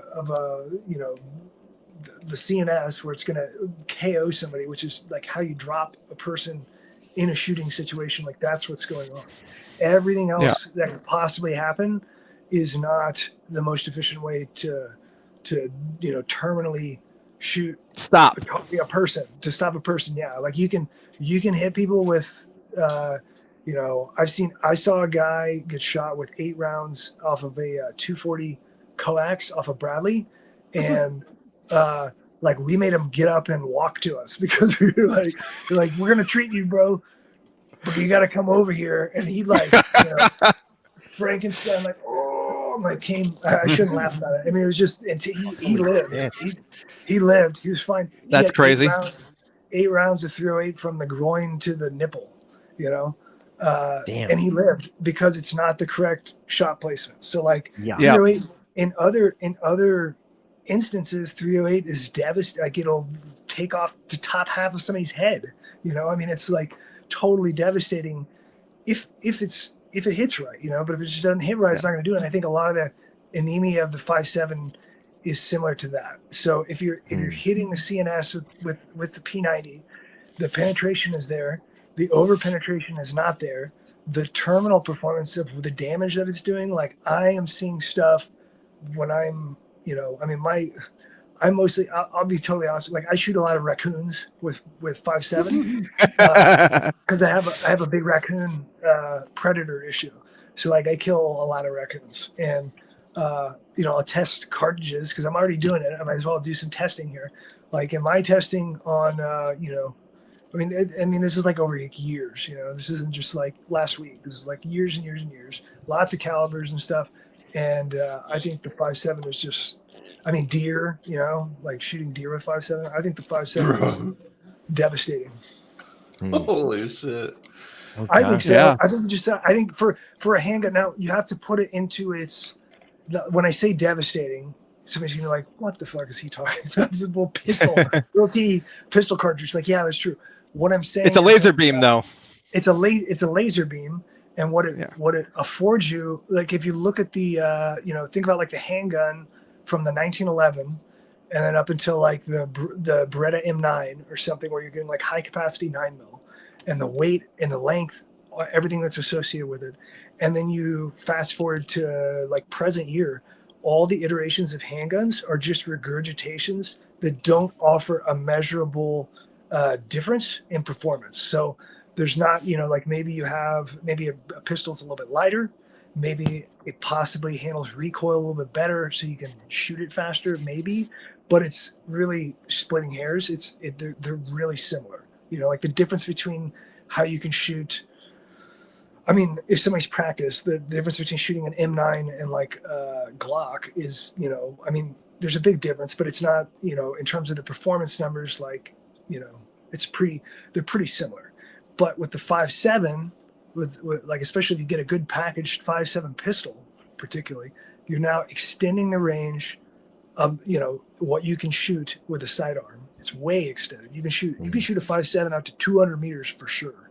You can probably go beyond that, and you're going to get way more. I mean, you've got a 20-round magazine. It's a flat trajectory, similar to a rifle bullet. So it's like the 9mm. You know, pistols suck. But with the 5.7, you're sucking further. And you suck more times. You suck further. You suck more. Yeah. Yeah, and the recoil, like the amount of recoil while you're sucking, is less, and you know you can shoot more bullets on target while you suck. You know, so it's like, to me, it's the only measurable where you can concrete, like say, okay, he was able to discharge more rounds. They all stayed on target. He's shooting at fucking 150 meters, you know, with a pistol. You know, you can do that with a 5.7. So to me, it's like, that's where it really almost makes more sense than P90. Man, I'm partial to P90 because I just think it's really cool. But for me, the pistols almost make more technological sense than the carbine. But the ammo price is a big issue. I mean, it's not. I'm not saying it's practical. I'm not saying people should carry 5.7 or, you know, even buy one. I'm just saying that I think in terms of the progress, it's a nice, you know, it's a cool cartridge. Yeah. Why do you think the Cybertruck bomber chose 50 AE over 5.7? I'm not even familiar with this. I don't even understand the reference. You're gonna have to explain. So the Tesla truck cyber bomber, Allegedly. yeah, the Cybertruck bomber, you know, allegedly offed himself with the 50 AE before the Tesla drove itself to Trump Towers. So he died with a deagle in his hand there? Oh, Yeah, he died with a deagle in his hand. He was deceased on arrival. Allegedly. The video, when you watch the explosion, shows him sitting up looking at the window. Like, he's totally conscious when the explosion happens. But yeah, he shot himself allegedly in the face with a Desert Eagle. See, that's So now we have Deagle. That's another topical, icon. I mean, Yeah, yes. Chat GPT knows about the Deagle. That for sure. Everyone knows this. From Counter I just want to know Strike. who typed in "create terrorist" with Cybertruck, Trump Towers, explosives, and Explosive. Deagle. Deagle. I mean, Army I'll tell you veteran. this. Sahib. To get real, like just to be real for a second, the like the GWAT and like coming back after the GWAT and then seeing, I mean, like, I don't know. I would research the like the FBI cases for Al Qaeda and shit like that have happened domestically in the United States. Just trying to get an understanding of what's the threat here, and like looking at it. And I've never done a case study on any terrorist activity in the United States from the GWAT to now that hasn't been like, you read through the files and you're like, this is like the FBI created this fucking terrorist. This isn't even like, like this guy was never going to do anything like this. And the FBI was like, you should be a terrorist, and then they Oh, you mean and provide all Kidnap a the- governor. the They FBI just walk talking around to Nadal Hassan? They're like, oh, hey, Nadal, come here, man. What's up? They Let's have go to courses Fort on Hood it and where shoot they some people up. reinforce certain behaviors and they encourage certain behaviors, and then they kind of disassociate when you talk about rational things. Like they have entire courses on how to groom these victims to become these terror people. I had no idea. I didn't know about any of this stuff. I just read, I was just interested in, from almost like a counterterrorism perspective. I was interested in like reading this stuff. And then after I started like actually looking into what they're submitting as, like the case documents for whatever leads to a prosecution, you read the stuff and you're just like, man, this is entirely manufactured by the fucking feds. Like, what are they, insane? Like, this is We have not to justify our budget. I have a theory about why it is. Kennedy assassination, right? I think so. If you look at like the homicide solve rate in the United States, it has been going down for like 30 years. I think there is a very, very strong competence crisis in the ranks of the glowies, and they realize this. And so in order to continue justifying their existence as what they are, they have to produce some results. So they have dedicated a huge amount of resource to creating fake shit that they can solve so that they don't have to actually get any better at solving the real stuff. Yeah, I mean, I think it's the classic, like, what was it? I was watching today was I'll watch like, my kids don't watch TV or movies or anything, but I will show them like old spaghetti westerns, just to kind of like give them some machismo, so that they're like familiar with like gunfighting and, like guys dueling and shoot, like men just like killing each other and stuff. I want to give them like kind of a clean version of that so they can kind of learn about it. So anyway, we'll watch like 20 minutes of a spaghetti western at nights, and for a few dollars more. In that plot, you got Eastwood and what's his co-actor? I can't remember. They're bounty hunters, and they're going after this criminal gang, and this criminal gang is pretty sharp. And so what do? Well, they're going to have Eastwood is going to infiltrate the gang and become a gang member, and so he's going to go to the prison and bust somebody out with dynamite, and like he's going to get on he's the inside man, right? Everything is like that. Like everything from encryption to like how encryption is defeated in industry and stuff is like 90% of the time an inside man. It's not like they're not cracking anything. It's like there's somebody that's inside that nobody wants to know about, and the reason why this is used so much is because it's tactically reliable and proficient. Because if you're managing the problem that you're supposed to fix, then it's completely within your control, so it's just like it's a logical conclusion that you're coming to, but it's also it's manifested in a lot of other areas of life that would, it sort of supports like what you're saying, to me. Yeah, I think part of what's going on there is like it's a huge technical hurdle to, how do we deal with this dude using 4096-bit RSA key? You can just send someone inside the group. It's a lot simpler. Yeah. Right. And it's always like I think everything from like cracking the Enigma machine to, anytime that's ever been done, I think it's always like that. Yeah. So this is like a big pivot, but back in the day, there was a trailer released in GunCAD for the Yankee Boogle. And I don't know if the folks at home know what that is. I assume they do. It's the little drop-in auto sear for AR platforms. And in that video, there is an ATF agent who looks a lot like you. So I'm pretty sure it is you. What is the story there? How did you get involved with that trailer? Did you work on the Yankee Boogle? What is the story? Sure. Yeah. So that would be like we were talking about that rough time in my life, so that was around that time. So I was like coming out of the defense industry, like failed projects in the defense industry. One of them I worked on it was a pretty cool concept. It was how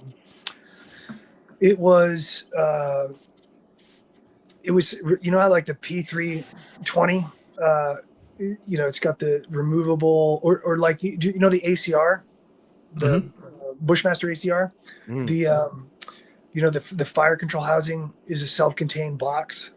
Yeah. Okay. Yeah. There you go. Or like an AUG, or something, a similar concept to that, but then just like augmented to an AR-15 design. And there was there's a bunch of other stuff. Like there was, we were trying to do a piston design that would have used AR-15 barrels with direct impingement, but then the piston system, instead of being like a short stroke tappet up at the front on the front of your barrel, the short stroke tappet was like back above the bolt. So it's like you would have a direct impingement system with commonly available barrels and gas tubes, and then it would impinge into a piston mechanism. So you just elongate the path before it's, anyway, we're working on all these projects. None of them panned out, but like one of them, especially the rifle stuff, the engineer that I was working with on it was Jordan Bowles, and that's from the old Carnicon videos. That's the guy with the beard, the big beard. So Jordan Bowles is, I met him. I used to work at CMMG, and he developed their Mark 47, the Mutant. So at that time, like Knights had a attempt at an AK-47 AR-15, and ended up being way too expensive, and it really wasn't that reliable, believe it or not. Like they just couldn't shake out issues with it. And then the Mark 47, like Jordan developed that, and like, he was like working on it just like in the day hours and over lunch for maybe like a week, and so he like designed this thing in like a week, fucking runs flawlessly. Like you can shoot it, you can't, you just shoot it forever. You just shoot it in full auto forever. It doesn't have any issues. And that's where I met him. And so I had him working on these other projects. And then one of them, when we were doing this stuff, he was like, "Oh yeah, I got this device here that I worked on for the auto sear."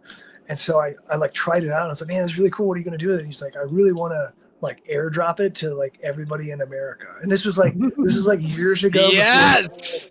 This is like years and years ago before the whole like, 3D printing zeitgeist came to be. It's like the picture of where this was going wasn't fleshed out yet. Like when this was like back in like legacy manufacturing, like we're all working at 07s and like producing commercial firearms and stuff.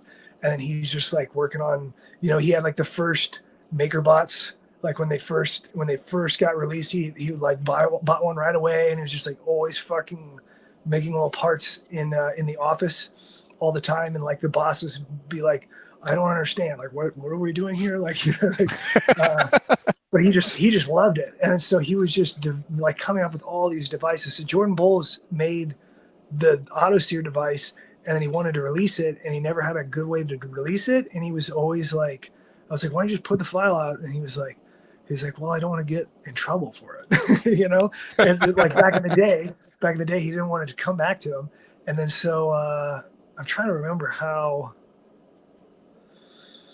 I don't remember how I even got around to making the video. So somehow I got around to making the video, and then I talked to Jordan. I was like, man, we gotta, I can release this, and then I can use the, you know, like I'm gonna dress up like an ATF agent. It's gonna be Dugan Ashley, and then we'll get a lot of eyes on it, and that way people can just get the file, and then it'll be like you'll get your airdrop, you know. And he was like, all right. And so he said, okay. So that's where that comes from. So did anybody in the 3D printed gun community reach out to you to like help you drop that file, or to like to upload the video and to disseminate the files, because like I'm not incredibly, you know, versed on what would even be the most efficient, you know, place to post it up and stuff. So yeah, I really apologize. I can't remember who I was working with when I did. It was Ivan. Okay. Okay. It was Ivan that reached out to me, but I can't remember what the outfit is that what outfit was he with? Probably back in the day it was Deterrence Dispense. It was what? Distributed. No. I was just kidding. Well, Deterrence Dispensed. Who was it? Probably Deterrence Dispensed. Okay, yeah. Okay. Now known as the catalog. Okay, so it sounds like there's a big background story here that I'm not familiar with, because I don't know any. You know, like I'm not in like I said, about 57% of gun catters are a bunch of faggots.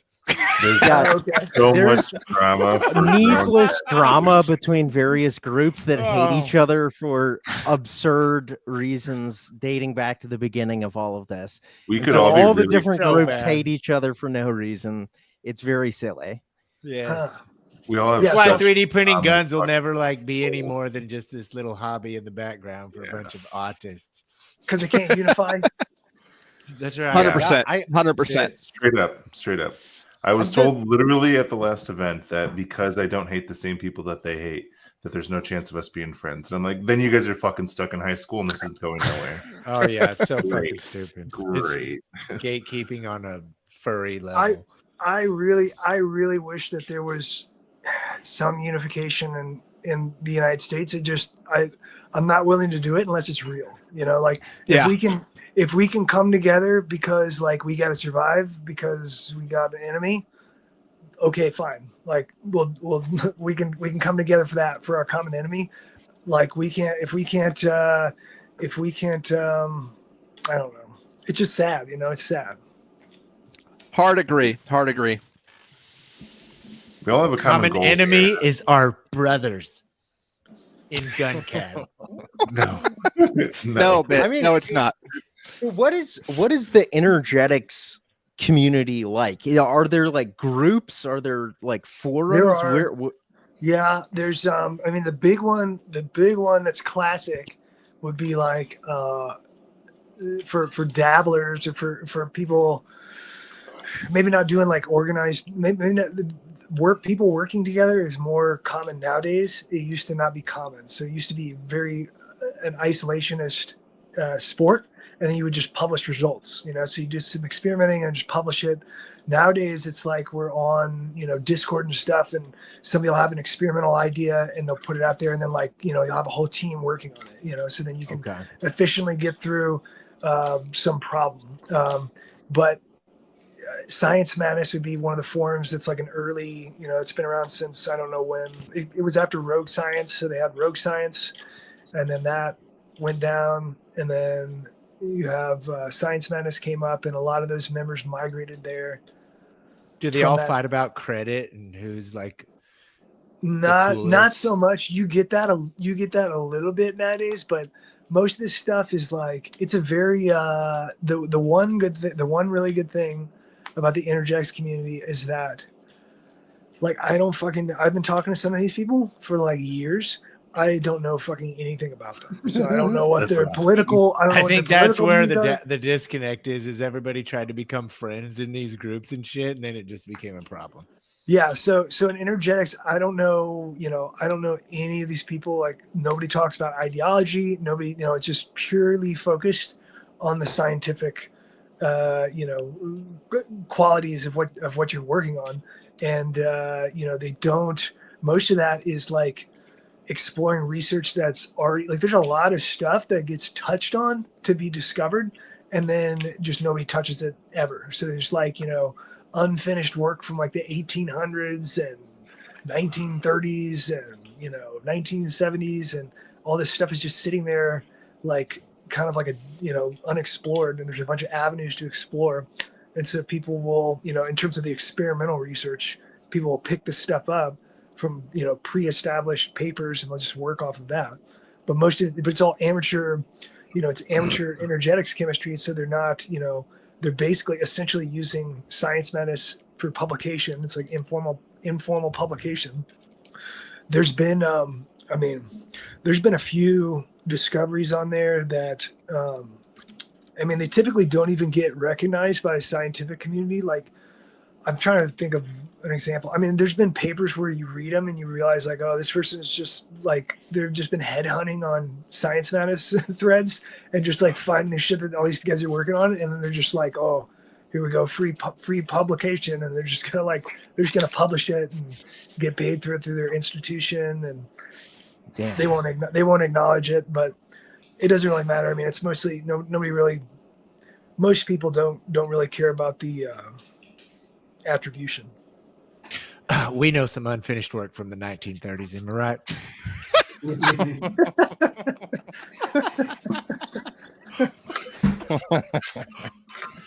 If we're gonna go there, I'm gonna have to take a pee break. Take a pee break and let's go there. Oh man. Oh, dude. Sorry, Cape. I just had to. It was too juicy. Dude, Danny is in the chat right now and just said, "Oh no, oh no, oh no, please no." Oh God. I mentioned Germany, and when he was talking about immigrants ruining stuff, I was trying to get into it earlier. You guys are killing me. What? We're just gonna burn child pornography tonight. It's past Big old Yeah, that's pile one of of the child things pornography. that a lot of people that know is what books were the Nazis burning? It wasn't literature. It wasn't like great novels. It was all trans and like porn and. Oh man, that'll be really fun to. Oh man, that was me not doing something.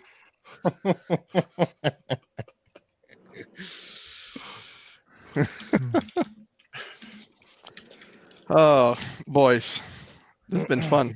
So how come none of you guys are going to shot this year? I got 6 million reasons why I'm going to shot this year. Wait, did shot already happen, or is it coming up in like a week? 2 weeks, right? 2 weeks. Yeah, it's the 20th is the first day of distributor, and then it's that week. I'm gonna get MLK Day. Yeah, it actually distributor showcase starts on that day. It's an MLK Day. Yeah, I'll be at work, sitting on my butt waiting for someone to get hurt so I can go pick them up. Middleton, you got stuff you're releasing right soon? Yeah, so that retarded safety that you guys liked so much on Instagram, the AK safety for the AR, well, it's a product now. So now you can swipe right here. So that's going to be released at the distributor showcase. I don't know if it'll be released for purchase, but it'll at least be like fully announced. And then on this side, it's like a Galil style or thumb actuator. But the short of it is, it started off as like the stupid meme because I forget the guy's name in my chat, but it started off as a meme. But it turns out, where's your finger go when you put it on safe? Right on the side, so it's on safe. So like it's the fastest 2-position safety that you can possibly fucking have now. So Yeah, it turned out to actually be pretty practical and more than just a meme. Who knew? very cool. Is that a mini whoop? Yeah, this is a Mini Meteor, little Meteor 65. I've been playing with. I got the same one right here. These are so fun. Yeah, they're pretty cool, aren't they? Yeah. I started to. I'm putting on these. Fuck are they? I started putting on these larger, these 450 milliamp hour. Where is it? There it is. The bigger ones, you know. And then I'll just put like a zip tie on there and just zip tie it like that, flying around. I'd really like to make a. I think it'd be really cool to make a like a micro grape shot version of that. So like a house clearing one where you fly it into a house and then just have like a detonator with like a buckshot on the Claymore. end. Yeah, Yeah, it's Like instead of a like claymore, it's a short sword. like a true, just like a do like a stainless steel explosively driven buckshot and then just fly it through a house and whoop. It'd be pretty interesting. I mean, you could have a whole pocket full of it. You could have a pouch with like 10 of those in there, you know? So this brings up two good well, they might not be good, but I'm going to claim they're good questions I have for you. So the first one is, what are exciting problems to work on that you're sad more people aren't taking a look at right now? In what? In energetics? In energetics, in drone weapon delivery systems, in the military industrial guns, complex. anything. Well, I Cleansing, think genocide. primers and powder are probably like the biggest concern. So one of the things, like, I mean, we can argue all day about what's a valid conspiracy theory and what is not. But, I'm using judgment. So like I'm looking at the markets and looking at the disposition of the companies that are producing stuff.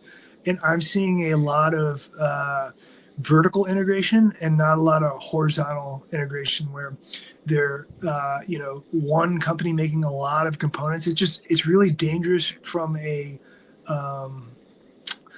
availability perspective because, like the gun control apparatus is always looking for creative ways to, shut down guns because they can't go with a direct attack. And so they're doing, there was like years ago, we talked about Bloomberg Group, like buying gun companies and stuff. They're thinking like, oh, they're going to sabotage them somehow. And I think, like with the powder industry and primer industry, it's a really dangerous centralization that's been, it really needs to kind of horizontally expand and have more competition to not only help price so that ammunition is affordable, but also just for security. Because if we don't have, buku fucking bullets and primers, like that's not good.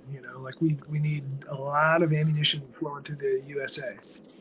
We need more Palmetto State armories making AAC ammos. Like that's something. So I was at a steel match this morning, and that was something we talked about. There was the fact that they're producing ammunition, and not only they're producing lots of ammunition, but producing quality ammunition, which I think is huge. And they're like producing it for the civilian market. Like that's all they're doing. That's all they want to do ever, which I think's excellent. And as much as people can hate on Palmetto State, like they're the solution. We just need more of them. Like give me 3 more Palmetto State armory companies. Yeah, but the like their prime. So the real bottleneck that I'm talking about. I mean, you're absolutely right. The real bottleneck that I'm talking about that I'm worried about is like primer production. So like when you're actually manufacturing from scrap components, you're coming up with your primer product that then you're selling to ammunition companies to assemble. And like the powder companies, like I've never worked in the powder industry. I've just rubbed shoulders with them with like at shows, and I don't know, you just get the idea that this may not be like the safest group to be holding the keys to all of our fucking gunpowder. Like you might want to have some alternative sources for gunpowder, and we don't have that. We don't have it for primers either. You hear that, Middleton? So you need at SHOT Train, you need to primers- find yourself some primer producers. We'll see. The standard composition in a primer, is it lead azide? A lot of times for the legacy Okay. stuff. What are Or is modern? it? I don't really actually know. I haven't. I mean, I would have to freshen up on it to know for sure. I mean, they used, like, a long time ago. I know they used to be fulminate, like have fulminate based Okay. components in primers, like a long time ago. They're lead Okay. based for sure. You know, modern ones, but I think a lot of I think some of the manufacturers have gone away from even the lead components in the primers recently, but I'm not totally sure. Okay, so if you were going to start looking into primers and doing reloading of primers yourself, etc., in your basement, where would you recommend people start looking into, primaries? Well, most of the stuff that I see about primers is honestly in like the reloading and black powder, communities on YouTube and stuff. There was a guy who developed he took, so I dropped the isopropyl NAP. I put that out, and it's insensitive, and it matches a lot of the certain aspects of the profile of lead azide, and so he had a lead azide based primer composition that he then supplemented the INAP for, and he was able to get his channel is called Times Gone Tech, and he does a lot of black powder stuff, but he came up with a formula called, I think it was called TO24, and he's using INAP in his primers. I mean, I'm not saying that you should use INAP because you've got a perchlorate in there, and your products of that detonation products are going to be hydrochloric acid, and you're going to get some whatever metals you're using, you're going to get chlorides, which are corrosive to guns. But So Yeah. very corrosive materials, yeah. yeah, but it's probably, depending on the application, right? Like, you wouldn't want to approach the military with a new primer design with that sort of, with that in mind. But if you're just like Or rigging maybe up you some would. stuff, well, if you're just rigging up some stuff, it might be, like he's shooting it on black powder loads, and he's not getting, he doesn't have any issues with it. But anyway, I don't know what, I mean, I would look on YouTube. I know there's some packaged formulations that are floating around that people have put out to sell. Various components. You cook them up in your kitchen and load up your homemade primers or whatever. I don't know. I mean, it's an area that needs more research. There has to be other solutions to primers, Yeah. But I think powder and primer is just like the most important thing that we need to, we could really get in trouble in a lot of ways if we don't have that available. It would be bad if we didn't have them available. So my second question is, if you had a 15-year-old son, and your son is now, a bright mind ready to explore things, what do you think are the most critical things to study as like a young teenage kid coming into the world in order to be well equipped for anything?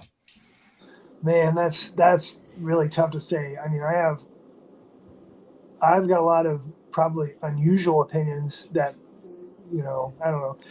To me, honestly, like, I think, regardless of the situation now, like, I know the social horizon is like all fucked up and everything's fucked, but like, I think a person, like, once you're hitting 16 to, I think a man should get married when he's a young man. Like, I think a person should. I think it's like, there's a lot of societal stuff that gets in the way of that nowadays, and it's not practical. And I understand that it's not realistic, but I'm saying in theory, in terms of like what's healthy for a nation and for men, I think like I'm a psychopath when I don't have a wife. I got married when I was 18, and she's like, I guarantee you that she's kept me out of prison. Like, I guarantee you. Like, my wife is my total, like, like, my feet are off the ground compared to my wife, and she's always grounded me, and always has the best interest at heart, like the realistic stuff, like she's worried about the here and now, keep your feet on the ground, realistic. And I think it's a big advantage that, young men don't have. And I think the other thing, like, I know that, not everybody's going to be able to get married, especially when they're young. It's just not going to happen. I think fraternity is like a really important, I don't mean like university fraternities where it's like all comped and stuff. I'm not talking about that. I mean, like, I think, young men should get together and support each other in fraternity, and like their whatever, if it has to be a living arrangement, if it has to be a work arrangement, or they're just like meeting together for meetings and stuff. I think you have to have fraternity for strength, especially if you don't have a wife. I think it's it's a huge benefit, because society is totally disintegrated into this individualist, consumer dystopia. And like the result of that is that we've lost strength and ability of individuals. And if you look at like if you look at you ever seen those man on the street interviews from YouTube, where they'll go through like historical decades, like it'll be like 1960s man on the street interview, New York City, and they'll just go around and talk to people, and you can see by the decade, you can see the degradation of confidence of confidence is like a big one, but just the way that people assert themselves culturally in our language and society has really degraded to where it's like we're like really weak. We're in a weakened state. And when you're in a weakened state, the only power that you really have is outside of yourself, and associating with others and working together. Like when you're working with other people, you're strong. Everything that's strong is, like a group project. And so, I think fraternity, especially for like young guys that can't get married, like they don't have there's no hope of them getting married. They're just like, don't want to be depressed even trying, because it's not going to work out. So in that case, I think like organizing some kind of fraternity is like the most, help each other get jobs, help each other with work, help each other, like if you get fired and you need to get covered on a paycheck, like whatever, make like a gang, like a gang to make you strong. But I don't think in terms of education, like I think discipline and experience is a lot more important than education. I think education is overrated. Okay. Formal education, right? You think formal education is overrated? Yeah, of course. I don't mean like. Okay. Yeah. I didn't mean. Of course. I mean, it depends on the you mind. all should be idiots. It depends on the mind. Like some people they go through life and everything they do is analysis, and they're just like, they're always in class. They're just always learning all the time, and those are like usually your top of the field, technical field type people. They're just going to be, it's naturally what they're going to be doing. But not everybody's like that. So I just mean, get into whatever field you want to, whatever you got interest in is worth pursuing for sure. Because life is kind of like this mysterious, terrifying unknown that is just like, you can do your best to live right and set things up right, but like it's going to end in catastrophe. Like you're going to die and get buried in the ground. So it's like you might as well have some hobbies, have some things that you dedicate your time to, take the edge off by, like being able to be focused on stuff. That's like, a lot of that is like what men are supposed to do. I think. Where do you see us at in 5 years as a nation? 5? Yep. I don't know. I think at the rate we're going, I don't know about 5 years, but like, we're not going to survive as a nation. It's going bye-bye, Yeah. You can't even the idea of like this whole, like, I don't want to be like totally like, I'm a pretty, I don't believe in right and left wing. I don't believe in it. But if you had to categorize me, I'd be like extreme. How I would categorize my political views is that I think that left and right wing scale is bullshit, and the reality is government, no government. And I'm like hardcore. I'm hardcore, no government. like the problem is that the government is like totally out of control. So, but on the other hand, in terms of the metaphysics of the situation that's going on, like we have a big problem in the United States with identity. So like we have had continual identity shifts about what we are spiritually as people, like who is America, what is an American. This has shifted uncomfortably and sort of out of our control for like decades and decades. And now it's getting to the point where it's like, we're pretty soon here. It's going to be like, what is an American? That's like anybody that's fucking breathing on planet Earth is going to be an American. And when you The get to globalist that agenda, let's get rid of that, please. Yeah. it's you can't have it. It's non-survivable. I mean, it's the comparison. I view a country that takes in anyone is similar to like if you can imagine if you had a girlfriend or a wife that like wasn't faithful and just would sleep with anyone and there was no restriction at all. It's just like like a homeless guy like missing all of his teeth. He's got a fifth. It can't be yours if anyone can come in. Yeah, he's just gonna go right in there, no problem, right? So that would be pretty humiliating, and it would degrade your identity and status as a man to be associated with this woman in the first place. Like it'd be embarrassing for you. It'd be something that you'd have to deal with and like break it off, and that's how it is with the United States. Like we are not going to recover or adapt or assimilate ourselves to having like this concept of foreign invasion. Like it just doesn't happen. Like this is America can't be invaded. We can't be invaded.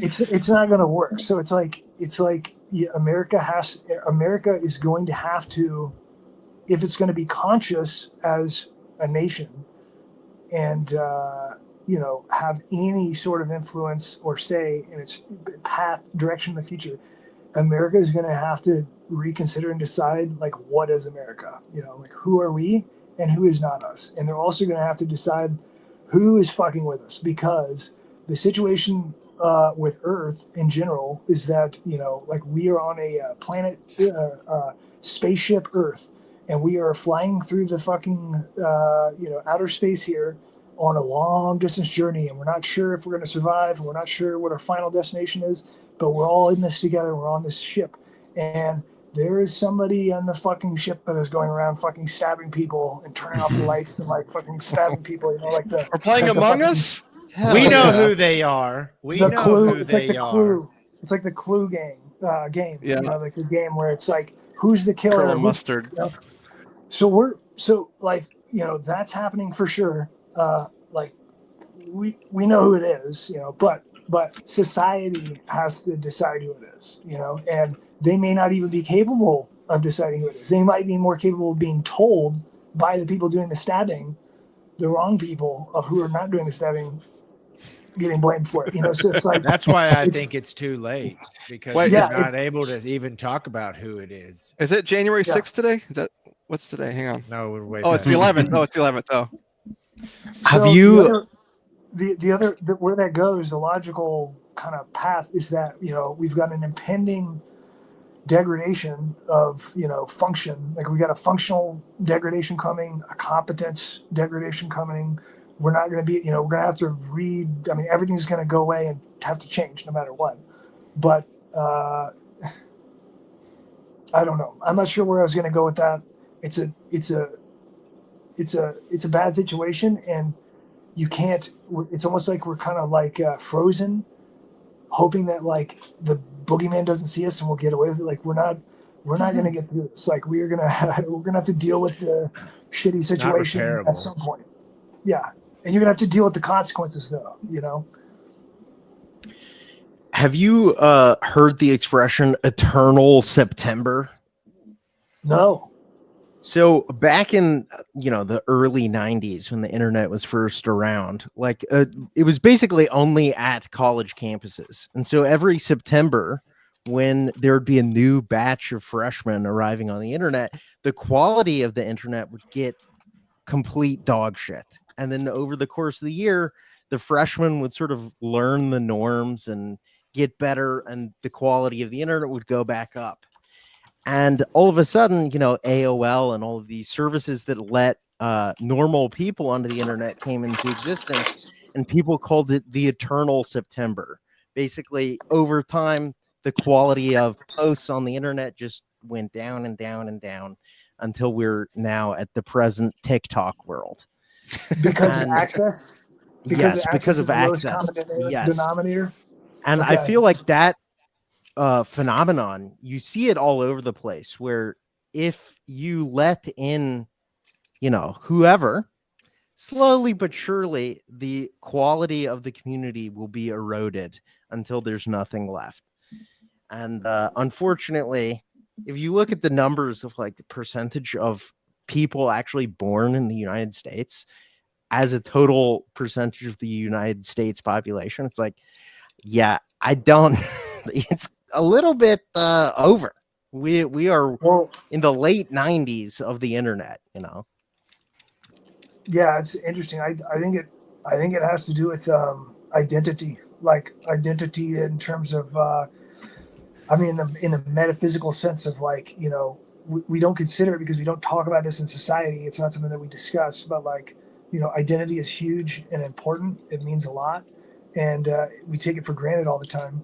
But what your identity is everything that you're not. And so if you take like that's what defines you. What defines you is everything that you're not, and everything that you compete against defines your corporal identity in the universe. And that's true with like objects too. So it's not just like, I'm not just talking about sociology. I'm just talking about like, existence. It's like an object is different because of all the things it's not. So you really can't, in a given domain, as soon as you eliminate object differentiation, then it destroys identities in whatever that, however that domain is being assessed or considered. But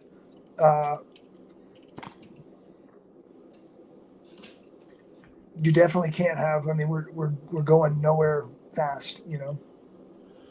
Yeah, I'm afraid we've reached the point of no return. Yeah, I think we're probably past that. We're ideological return. I think we passed that a while ago. But the problem is that, like, let's take the worst case scenario. So like, we're still going to be living.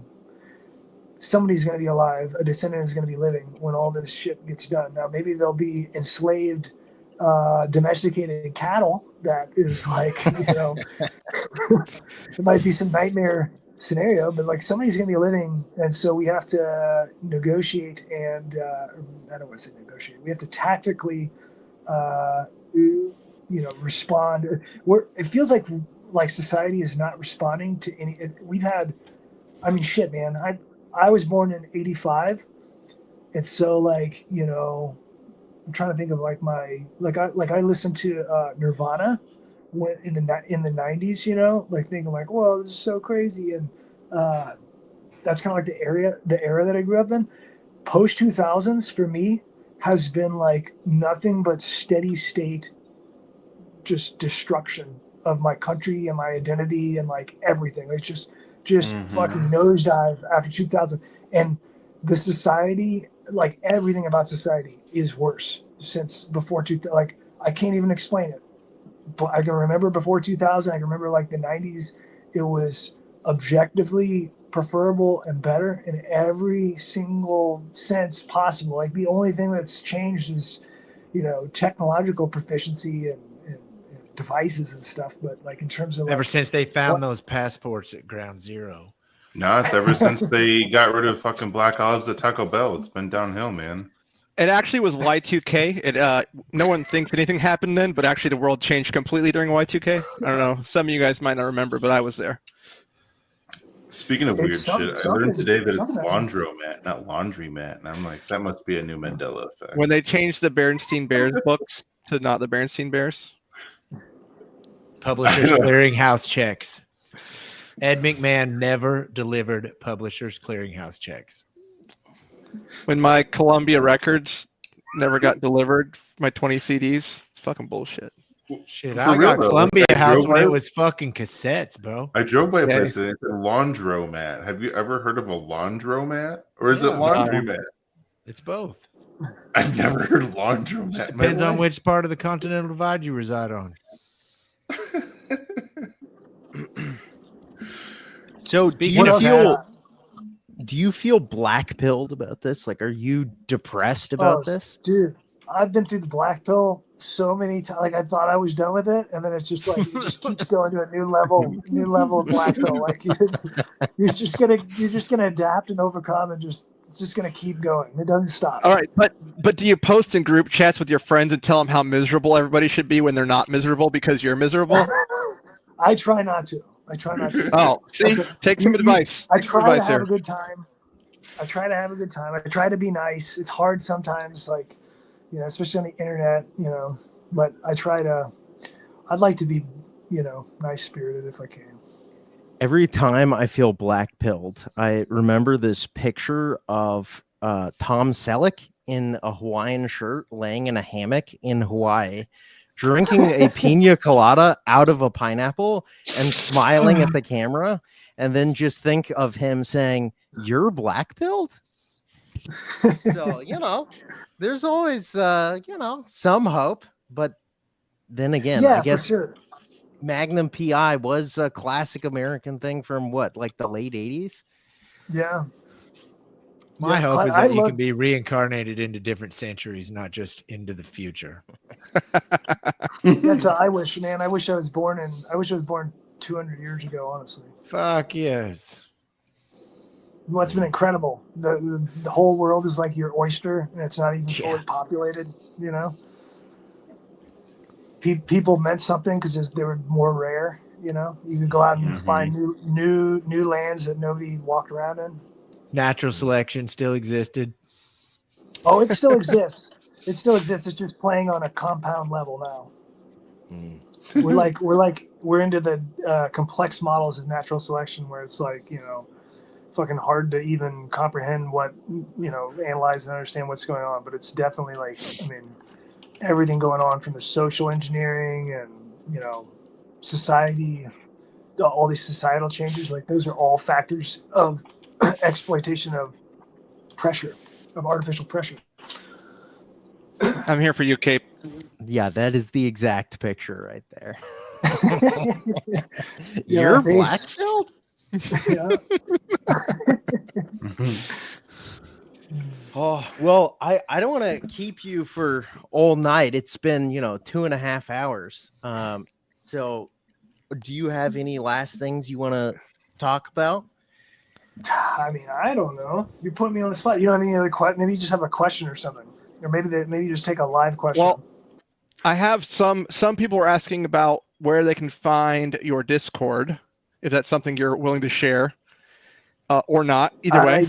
I don't usually. We just do it by I invite, told them if they can't find it, they don't deserve to be in there. Okay. It's just by invite. I did like initially. I let a bunch of people in, and then I don't know who everybody is, and it kind of like freaks people out, makes people nervous. So it's like, Checks now out. it's just invite only. Yeah. Don't turn Dugan's Discord into GunCAD, for fuck's sake. When is the last time that you've had a ham sandwich? Oh, that's too long. It's been a while for the ham. Too long for you to I even had some drop it, bacon. man. I had bacon. I've got Okay. now. I'll tell you what. I've got 2 pigs right now. They're about. I want to say they're about 300 pounds a piece. They're doing It's time. It's time. Yeah, about the end of the month, they're going to go to slaughter. So I'm going to be eating some, Hell I'm going to yeah. be eating some ham pretty soon. Nice. I know you get this all the time, and it's a little probably weird to get frequently, but we got to just thank you for being the OG gun tuber with, like, man, the amount of times that I mention a ham sandwich and an AK and people just don't fucking get it. And I'm like, how do you not get it? Like, it's ingrained into my, like, nostalgia center in my brain. Like, there's so many of those little things that are stuck in there. So we got to thank you for creating all that fucking brain rot for us, because it's good stuff. All right, I got a I question. appreciate it. Yeah. superior firearm, AK-47 or AR-15? He did a whole fucking video on this. I mean, AR-15 is like way superior. I mean, is it a serious answer? Or what? I mean, Like serious? whatever answer you want to give. Well, okay. If it's serious, I mean AR-15. You know, but if it's if we're doing like the joke, I mean that was the whole thing. It's just a joke. You know, I'm just joking around here. But I do. I mean, I like AKs fine. I like them fine. You know, they're good. They're good. They're just not. You know, it's not the There's same not thing as P90s. Yeah, they're just not. They're not P90s. No.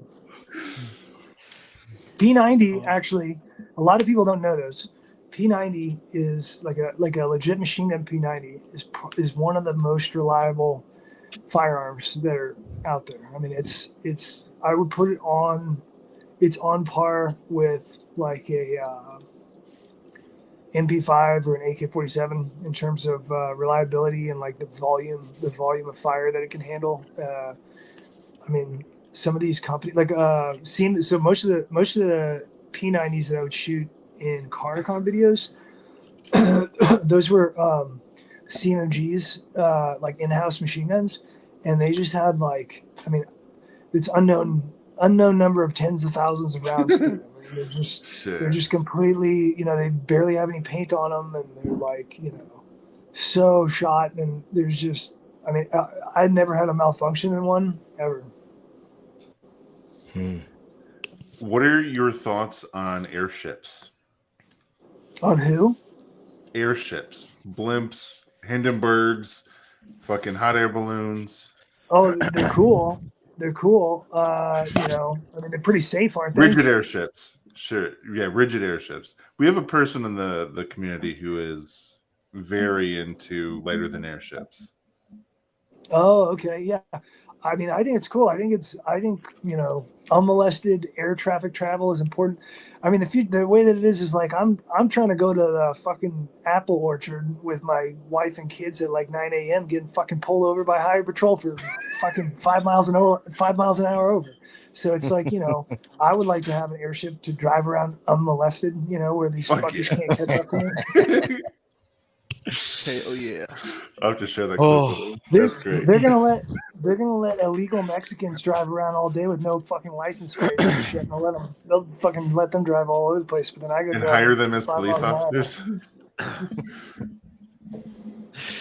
Oh, all right. Well, I am going to call it now. I would just want to thank you again for coming on. We appreciate Thank you it. guys. And good Hope night. it was good. it was I excellent. had fun. Thank you. This was Thank the you. epitome of our show right here. Been on the wish list since the beginning.